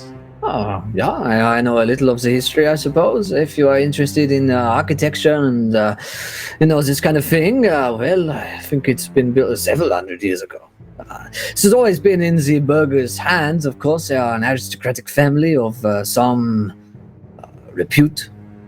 And, well, I do believe that they have a fair amount of investments in Coca-Cola, if you know what I mean, Mr. Delgado. He had looked suspicious, but when he mentions Coca-Cola, he cracks a big smile and he says, "Good. Everyone should be investing in Coca-Cola. It is the future." Well, are Martin Poole and this Dr. Berger, are they aware that we're here? I can make them aware if you would like. Send up a message to them. Yes, please do, and let them know that we came alone. Very well. He kind of clicks again, a waiter comes over, he whispers something into his ear, your message, and he nods and goes up. "Now, let me show you some of my friends here," says Herr Goebbels.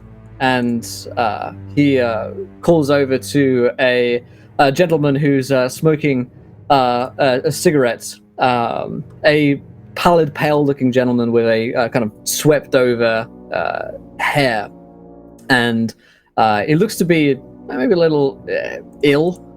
He doesn't seem to be able to move quite as well as everyone else. He kind of stands up and looks towards the two of you.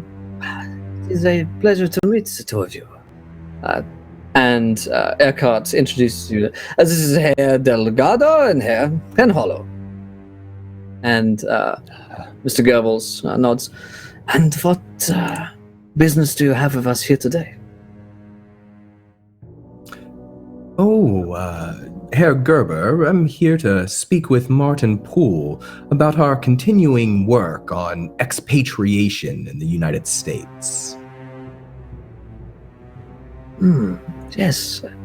The States have great interest to me. I have heard your name before, Mr. Delgado. Well, I should hope so. If you are part of Coca-Cola's family, the greater family, well, you are part of my family.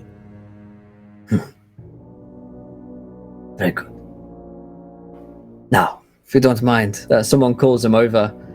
Yes, and he excuses himself and heads over to that conversation. Eckhart says, "He's a very busy man, as I'm sure you understand." Of course. Well, you spoke of the history of the architecture of the place. Yeah. And he kind of leans in a little conspiratorially. What about the history of the occult in this castle?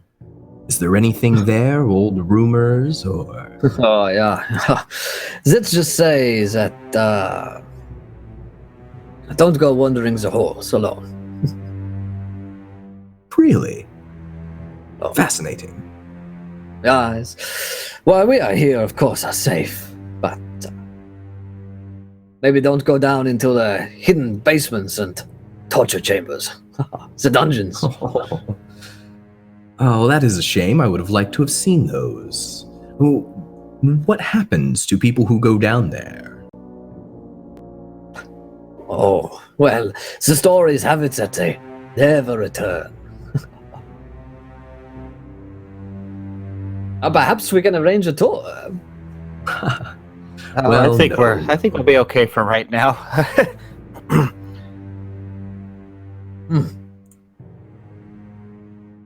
He kind of nods. Very good. We're going to cut back to Father Carmine, Mildred, and Sloane, who by this time are arriving at the castle. You see ahead of you the portcullis is lowered. The portcullis is lowered and closed, but the drawbridge is lowered so that you can get across it. What would you guys like to be doing? Oh, also the little bell, of course. Of course. Mildred's still rambling. About stories. So there doesn't seem to be any way really that you can get past it easily. You could go around. You could walk the perimeter and see if there are any other entrances to the castle. It looks like round to the side. There's probably places where cars have been, parked and that kind of thing. If Mr. Poole is truly here, I do not believe ringing the doorbell would be a good idea. I agree. Maybe we should walk the perimeter, as they say. Yes, I think that would be a good idea. Do you believe they haven't seen us? They have done nothing so far. So perhaps. But it is most likely Mr. Poole will know that we will come after. So he will be prepared.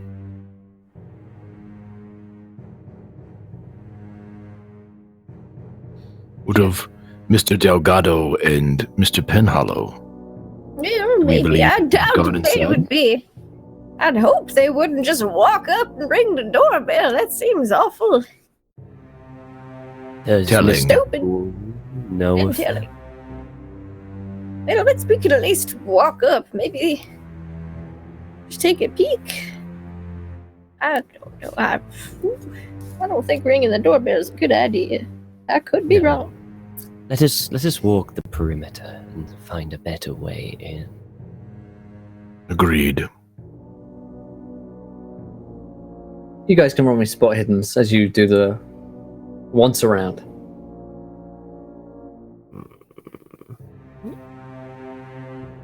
Nice. 34. I pass. Cool. Fail for Father Carmine. Okay. So Sloane, as Seth had mentioned, you do spot what looks to be a sally port, where the king and his men would ride out and meet them, if you will. It looks like it's a locked door, which enters somewhere into the castle on a lower level.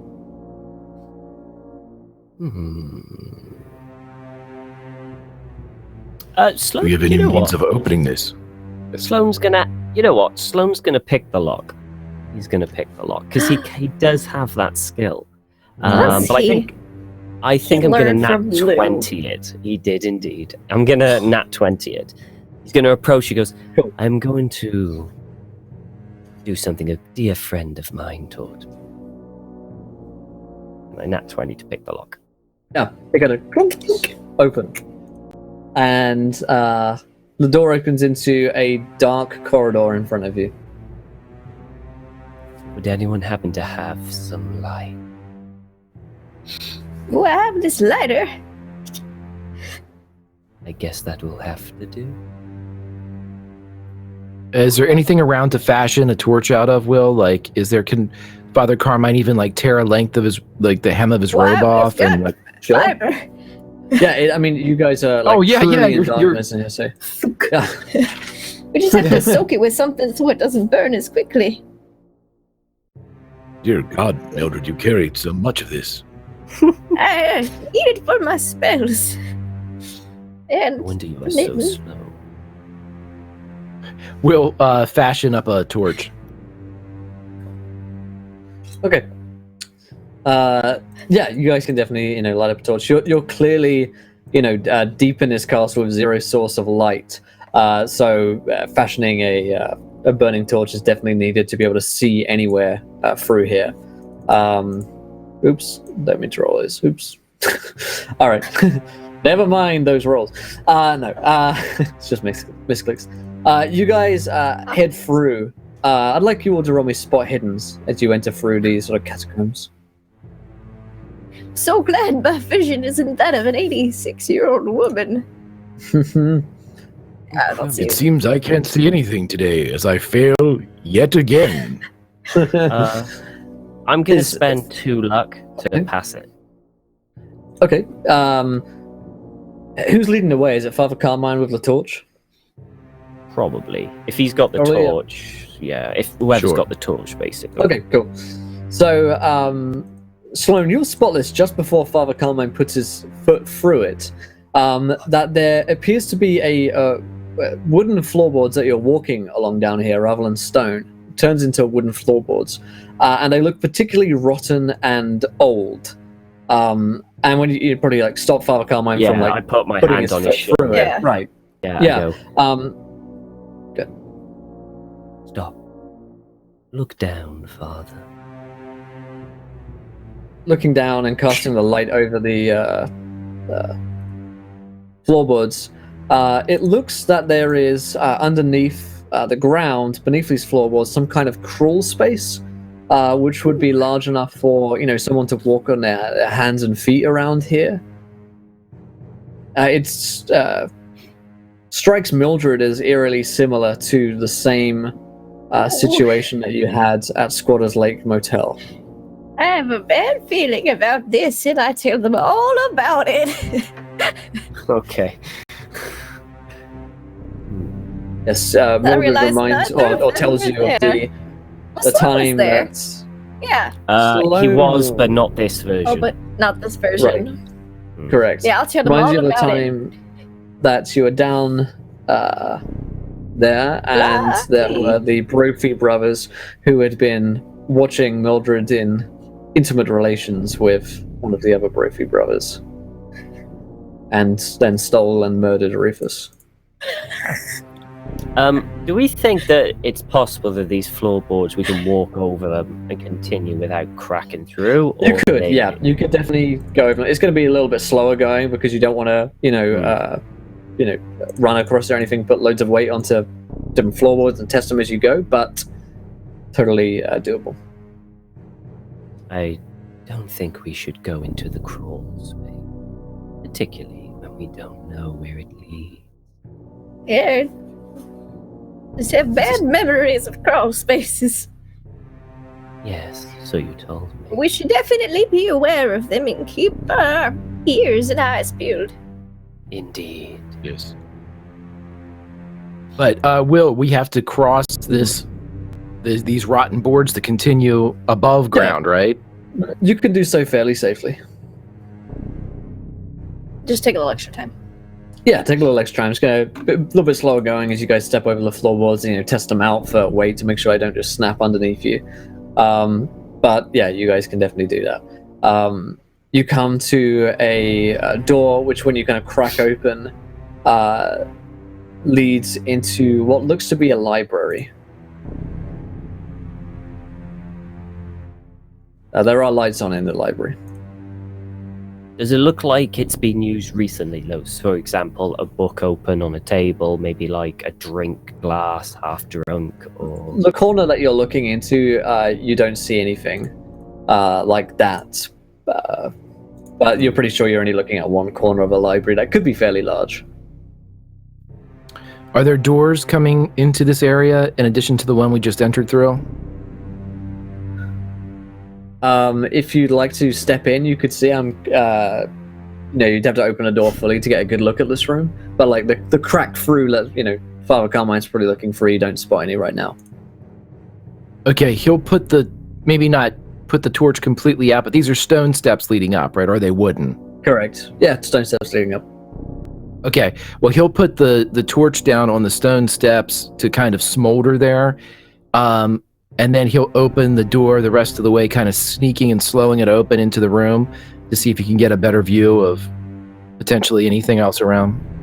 Yeah, as you do so, you hear the skitter-scatter of feet moving beneath the floorboards from behind you for just a moment, and then it disappears, as if someone was running away. As you open up the door, the library appears to be unattended. There's no one in it. However, as Sloane was looking for, there is an open book and a half-finished glass of whiskey. I'm going to check what book they were reading. Sure. Entering into the space, you can do that. There is a door out of here, through which you can hear the kind of low bubble of conversation and laughter, as though there are a group of people not far away beyond that door. Does the door have a lock on it, Will? Sure. Yeah, the door could be locked from inside. Okay, Father Carmine will do so. And if at all possible, if it's like an older lock, he will be prepared to jam something into it, a pencil, Sure. even like a piece of wood, a stem of some kind from a flower, or a small book to break off in there. And perhaps if it's rudimentary enough, it'll keep the tumblers from engaging on the other side. That's the plan. Cool. Okay. Sloane, the book is not one that is occult. As you turn over and look at the cover, it appears to be on the history of this castle, of the Berger Castle, which tells you that this place is probably vaguely famous in order to have a book written about it. You know what? I'm going to do a history check, if you wouldn't mind, to see if I recognize anything from it. Yeah, the tome itself is musty and old and would probably take a long time to actually give a read through. So the history check is okay. I cool. pass. You may very well, if you have some understanding of Germanic castles, which it seems like Sloane has like a sliver of information on, having just about succeeded that check. Is that the? Go ahead. Sorry, are there any hints? Because Sloane basically specializes on the occult. Mm-hmm. Is there any hints of occult activity within this castle? Right, yeah. It's essentially the sort of like ghost hunters of the 1920s go-to location. If you're in Germany in this sort of area, you're looking for this castle. I believe we have entered, as you call, a tourist trap. Sorry, I thought I was muted.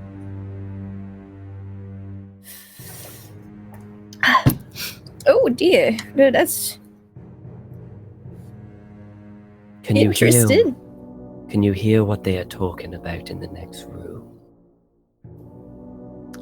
Father's over there. He'll roll a listen check if that's allowed. Go ahead. Yeah, it's a 97, so no, I can't hear, as this is a fantastic day. There are several people in that room. This is like a hubbub more than just a small conversation. There's probably a lot of people in. So is there only two exits? The one we came through, which wasn't really a true exit, and one door. Is there any other doors around? None that you can see. Can I pick up a boring book, get the half-drink glass of whiskey, pour it on it, and then use the whiskey glass against the door to try to listen? Sure, you can roll me a listen check. Okay. Listen. Yeah. No. Did it go through? No, it didn't go I through. didn't see it. Alright, let's try.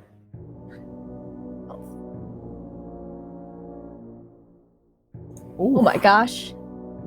The whiskey glass worked. It's amazing. Cool. Let me borrow that. Yeah, it's really working. You can't make out exactly what they're saying in there, but you can make out the voices to be of people speaking in German, for the most part, and mostly men, and probably over 10, maybe 20 or 30. Okay, I'll relay that.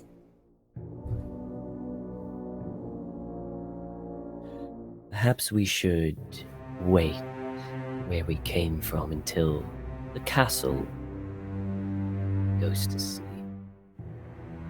And then we can explore. Mildred, as you are getting closer, as you are up against it, you hear two voices getting closer. A conversation towards two people are coming towards the library. Like, someone's coming. I suggest we head back to where we came. Okay, let's go. Head back to where we came. Okay.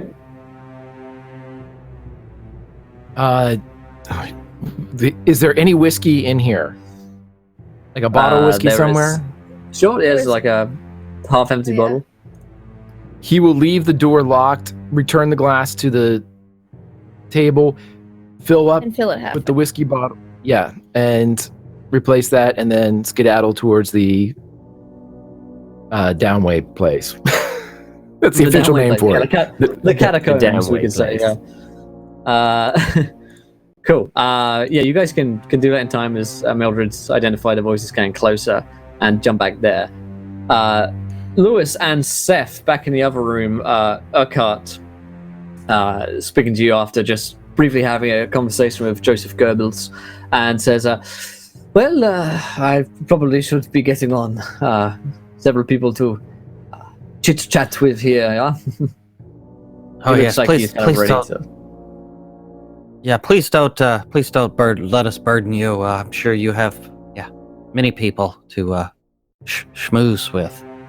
The schmoozing.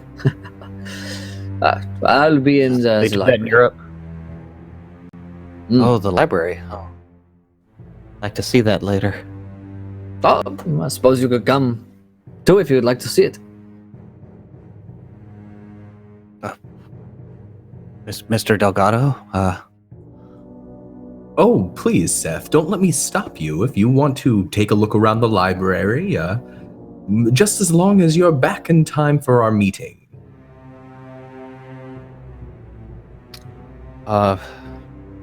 Okay. Of course, yeah, it will be fine. Sure. As, the service will announce. Let us know if and when Mr. Poole and Gottlob are ready to see you. Oh, okay. Yeah, I'd like to see it. It wasn't good to meet you. Eckhart, you said your name was? Yeah. Eckhart. Good to meet you, Eckhart. I hope to meet you again. He does a little nod and takes Seth towards the library. And a few minutes later, he leaves you in there and opens it up into the same library that Father Carmine, Sloane, and Mildred were just in. You guys looking through the crack in the door will see Seth and an older gentleman in his 60s walk in and take a look around at the library. What did you say you specialize in, Mr. Penhollow? I specialize in out-of-print texts. So a lot of occult things of that nature. Assume that there's a bit of that here. I couldn't say, but probably Gottlob. I just mean a place being as old as this, generally at least one or two texts filter in. I notice it when doing like estate sales and things of that sort. It's that must be the way. Gottlob, Dr. Berger, as you know him, he I think has an eye for such things as well. Oh, yes. Well, if you don't mind, I'll just have a look around. And course. Seth will just kind of like try to casually, but it looks very awkward as he's like walking and then like Right. and just kind of like looking at different books. And he just wants to kind of get a scope of the room, like who's in here, are there any Right. other doors, that kind of thing. You can always spot hidden. Also, for reference for the rest of the party, he has first named Dr. Berger as being Gottlob Berger. Gottlieb. Yes.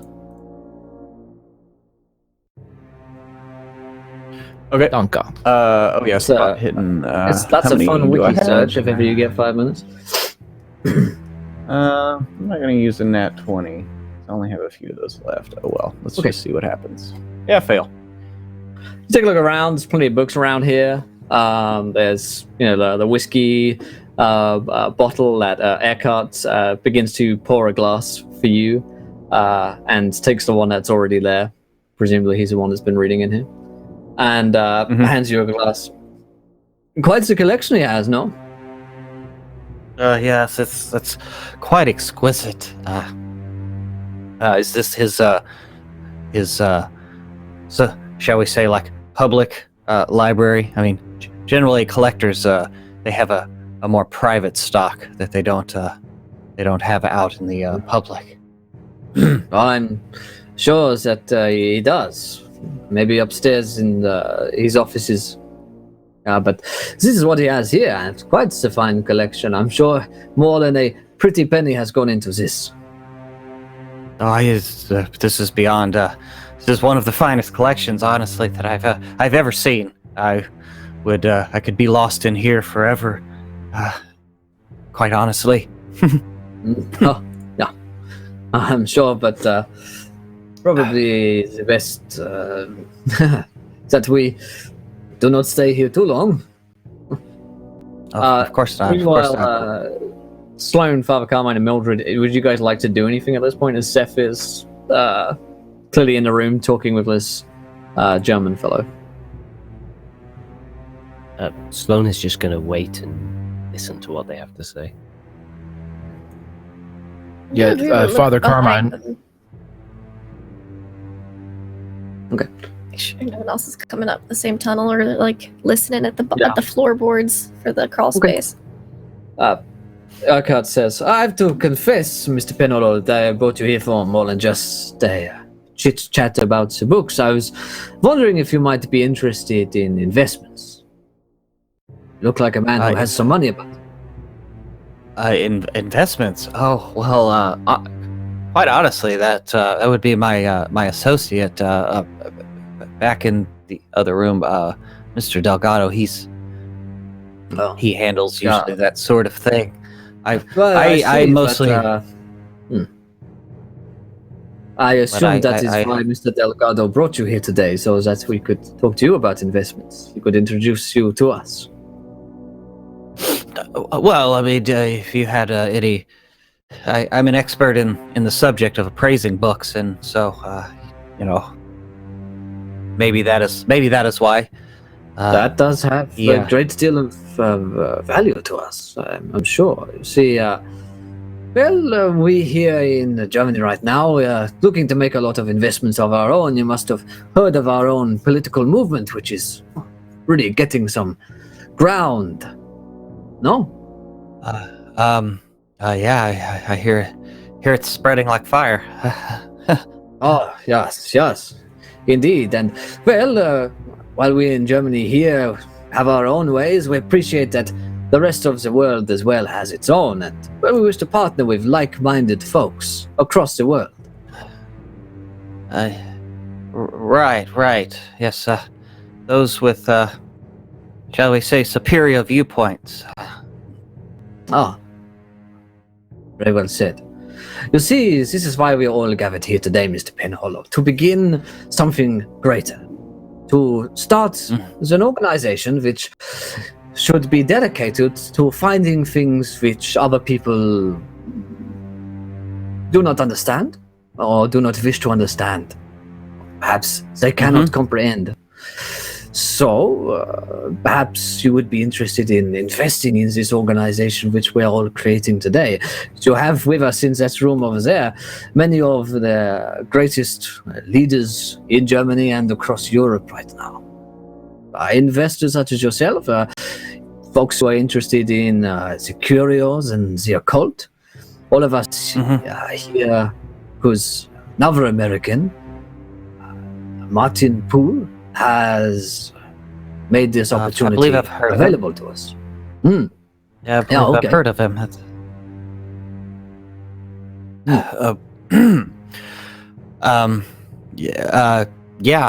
I mean, yes.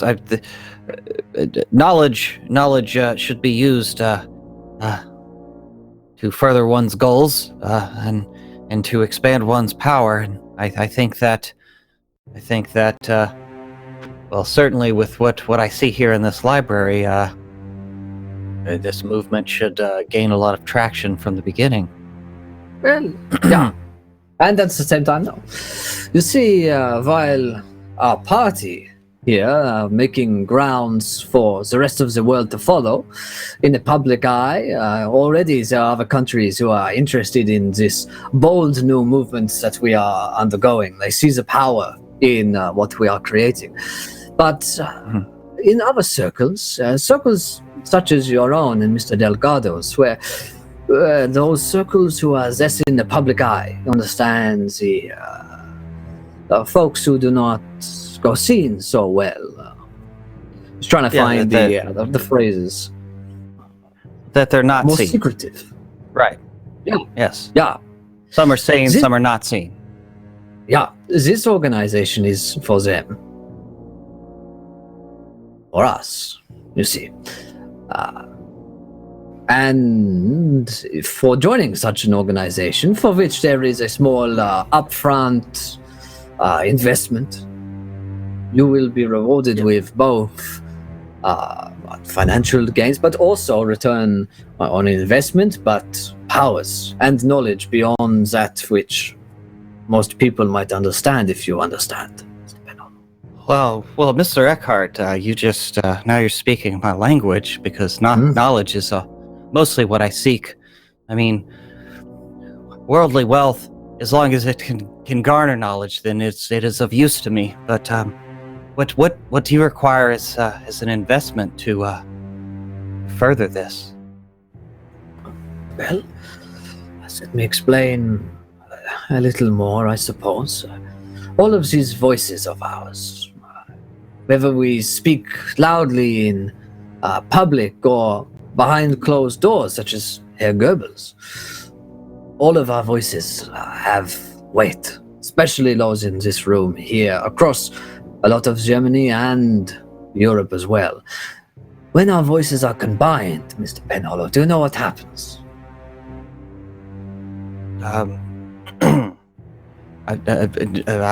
at the edge of my seat, so to speak. What does happen? It creates a chorus, Mr. Penhollow, if you will, a symphony of voices. All of these voices calling out the same thing, unification across not only Germany, but the world. Symphony, yes. I've heard of this. Well, you are here at in some. You heard the whispers. It is being. You are at its inception, if you will, Mr. Penhollow, at its birth right now. You are in on the ground floor, if you so choose. Now, this investment that I speak of, I have given you the bait, but I have not told you the cost, right? So, let me be straight up, if you will. In your American dollars, 1 million, yep.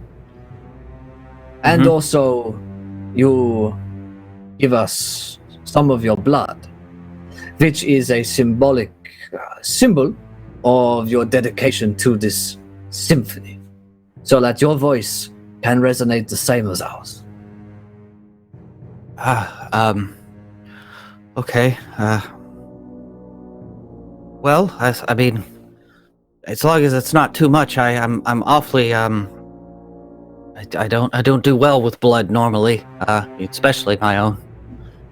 But as far as the entrance fee, I mean, like I said, I'm not one for worldly wealth, but I probably at least have he kind of looks around his bag. It's like I do have a first edition translation of the Art of War. It's worth quite a bit of money. Yes. I see. Well, And so perhaps perhaps it could cover at least the upfront. Perhaps before so I can. And Seth is like like looking around, but maybe this could just be a down payment. Yes, a down payment. No, perhaps. And I will see what I can do for you, Mr. Penhollow. Let us go and find your companion, Mr. Delgado. I think we should still have some time before your meeting. Oh, yes. Perhaps we should. Perhaps we should. Would you go and fetch him? Oh, I could definitely do that. Most definitely. Yes. This is the way out. Yes. And Seth will hurriedly leave the room. And return back to Delgado. Yeah. Lewis, you see Seth scuttling towards you. In the meantime, Lewis is just basically lightly drinking, smoking, and listening. If he can catch any names, anything that might tell him what's going on right now. There's a lot of, idle chatter and small talk going on. You'll catch names that you might recognize from, the papers if there's something you read about the movements that are happening in Germany right now. Herr Goebbels is someone that you may recognize. Herr Himmler also is an appearance tonight. Himmler. Does anybody mention a year? Do I hear, 1929 or 19 some other time? Okay. Yeah. When Seth comes back, Lewis has a big smile and he'll say, "Well, did you find your trip to the library enlightening?" Was it it's like a little bit, sure. Shall we have a drink? And he'll just Seth will try to kind of pull him over to, a corner away from everyone. All right, Seth. They're forming the Nazi party here right now. Oh, are they? That's strange.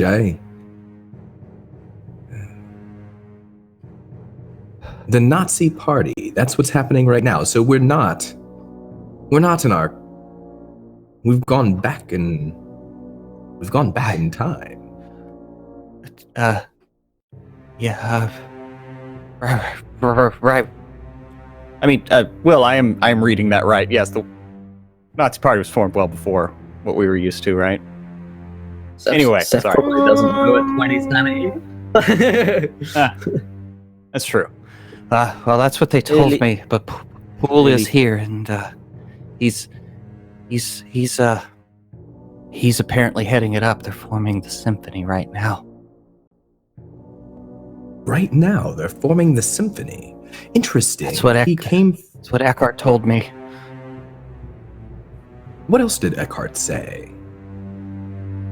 It's just like all the top people from Europe are here. All the leaders, they're all here, like right now. They're all around us. There's a meeting near the library or something. He wants me to come get you. That's right. He wants me to come get you, and to go back down there. Me into the library? He wanted us to go down there. He offered for us to join. If you have $1 million and some blood, you can join up. Oh, that sounds like a good idea. We should go do that. Do you have $1 million? No, not on me. No. Not ever. Well, one on me. day I know you will, but in the meantime, I'm happy to sponsor you. Shall we One go day I'll join? have all of it. Yes. What was that? Seth shakes. Nothing. I was just remembering something. Library or something. Yes. Let's go. We're close. We're close to the ends. We're Almost Judgment. there, Okay. Seth. You head back into the library where Eckhart is smiling and waiting for you. Herr Delgado. Welcome back. Thank you, Seth, for fetching him for me. It's my pleasure. Well, as I have introduced Mr. Penhollow to, we here have some information to share and to bring to Mr. Delgado, and I'm sure you have heard the whispers of the symphony, and that is why we are here today, to get in on the ground floor. Yes, you are doing fine work, and Seth told me a little bit about your conversation, and I told him, look, Seth, you are a man that is destined for greatness. I would be happy to sponsor your entry into the symphony. That is excellent news. Excellent news. Well, that is very generous, Mr. Delgado. Would you like some more information on the topic, on the matter, before you commit? Yes, I would like to know what exactly are we hoping to accomplish here today? Today is a matter of, for the scholars, I suppose. Mr. Poole has arranged this here for us. Here, today, we are achieving a unification, the beginnings of something great. You see, Mr. Delgado, our movement, it grew to such peaks, such heights, that we almost had the entire world following the same principles that we follow. But some things went wrong. Our leader was not a smart one, not a clever man. All was lost. The symphony, our party, Germany. We watched all of it fall around us. Our companions, they died. Struck down by the Allied forces. Mr. Poole saved us. He showed us such powers, such possibilities. A world beautiful, with space for everyone to live and rulers like kings on earth again. He, with his books, with his powers, was the one they call the grandfather. He brought us back here, and he showed us, as he will today, that there is a right way to do this. For Nazism, well, we watched it fail. We watched the Allied forces tear us down. As that was when our leader was weak. That was when our leader was not Poole. But now, well, we will do it the right way, with the backing of the gods themselves, Mr. Delgado.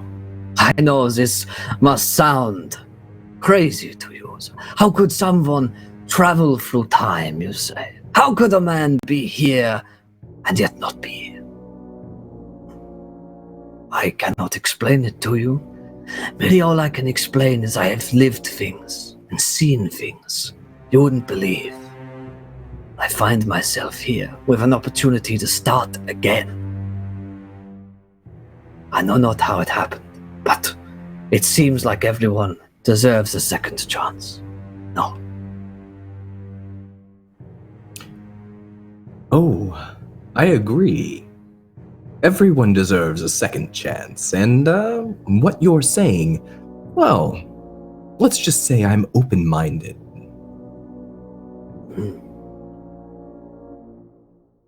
Good. So how does this work exactly? How do we join? Well, put up some money and a drop of blood. Our meeting will be in a few moments' time. A servant comes over and whispers something in his ear. They're ready for you. Oh, good. I'm so looking forward to seeing Martin again. And on that bombshell, that's where we're going to end tonight's episode of Call of Cthulhu Doors to Darkness. Because it seems, my friends, that our party are not the only ones that get a second chance. They're not the only ones who get to start all over again. So do the Nazis. And this time, they're going to do it with Pool's backing and with the backing of Yog Sothoth. And maybe that will lead to the strange, warped future of flesh and cars and blimps that we've seen in the past. But we're going to have to wait until next week to figure out exactly what goes on there. But oh boy, am I excited to get into it next week as our story continues to get darker and darker to the darkest areas of human history and beyond. But let us go around the cast and crew. Did we enjoy ourselves? And of course, where can we find you guys online? Quick note for those watching in the chat, if you enjoyed the show, stick around because we've got Warhammer Wednesday coming up in just a few minutes' time, where actual cannibal Shia LaBeouf struck last week. I'm going to have to find out if Yidris survives. But let's go around. Tom, what do you think about tonight's show, my friend? It was all right. No, It's all right. 9 out of 10. As always, it was absolutely fantastic. It's good to be back into Sloane's shoes again. It's great to have him back. I enjoyed Travis, but hey, that's what happens in Call of Cthulhu, you know?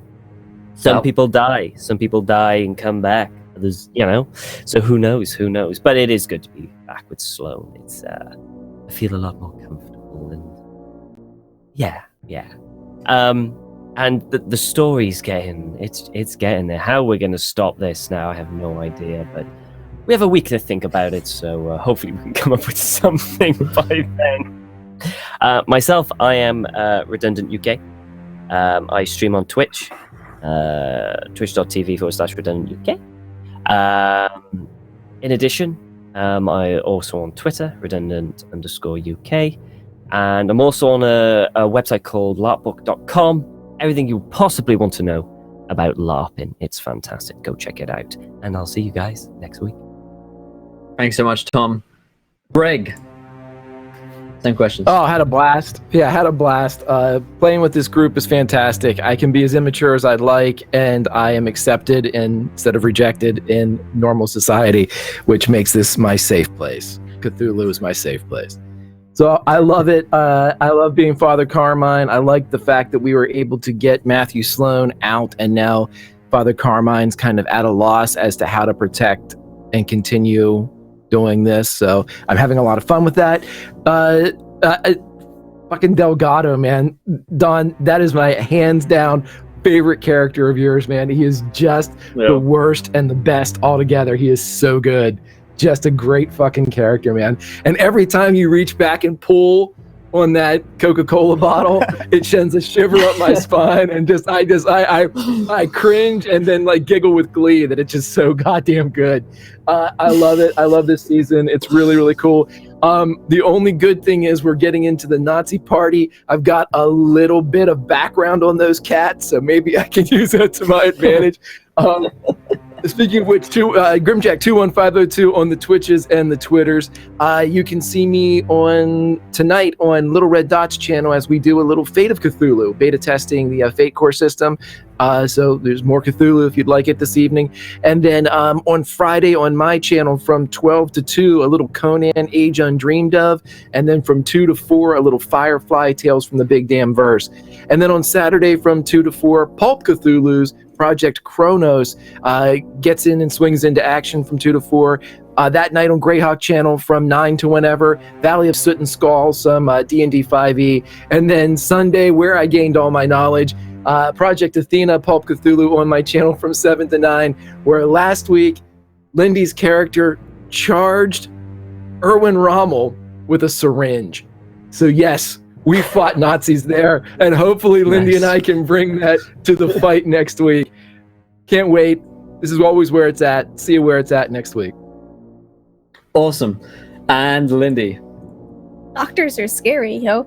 At least they can be when they don't take the Hippocratic Oath. So, yeah, I'm Laugh Love Lindy. I thought today was super creepy and awesome. And again, I feel you with the Coke thing, Greg. I'll see like ads for Coca-Cola and billboards, and I'm like, no, Nope. they're everywhere. It's evil. They're everywhere. It worked.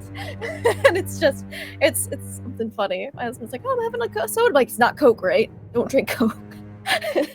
But super fun. I can't wait to see what happens next week. I love how got the people on the inside, then the people like on the other side of the door, like, well, we have no spells. We're all wounded. This will be swell. So I can't wait to see what we come up with to try and finagle our way out of this situation. But in the meanwhile, you can find me at Laugh Love Lindy on Twitch and Twitter.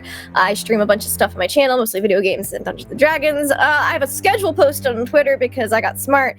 So instead of having to ramble my whole thing, you could just check it out there. It's pinned tweet on top. A lot of stuff with Greg, stuff with Don. I'm addicted to tabletop games and Cthulhu, and it's great, and I love it.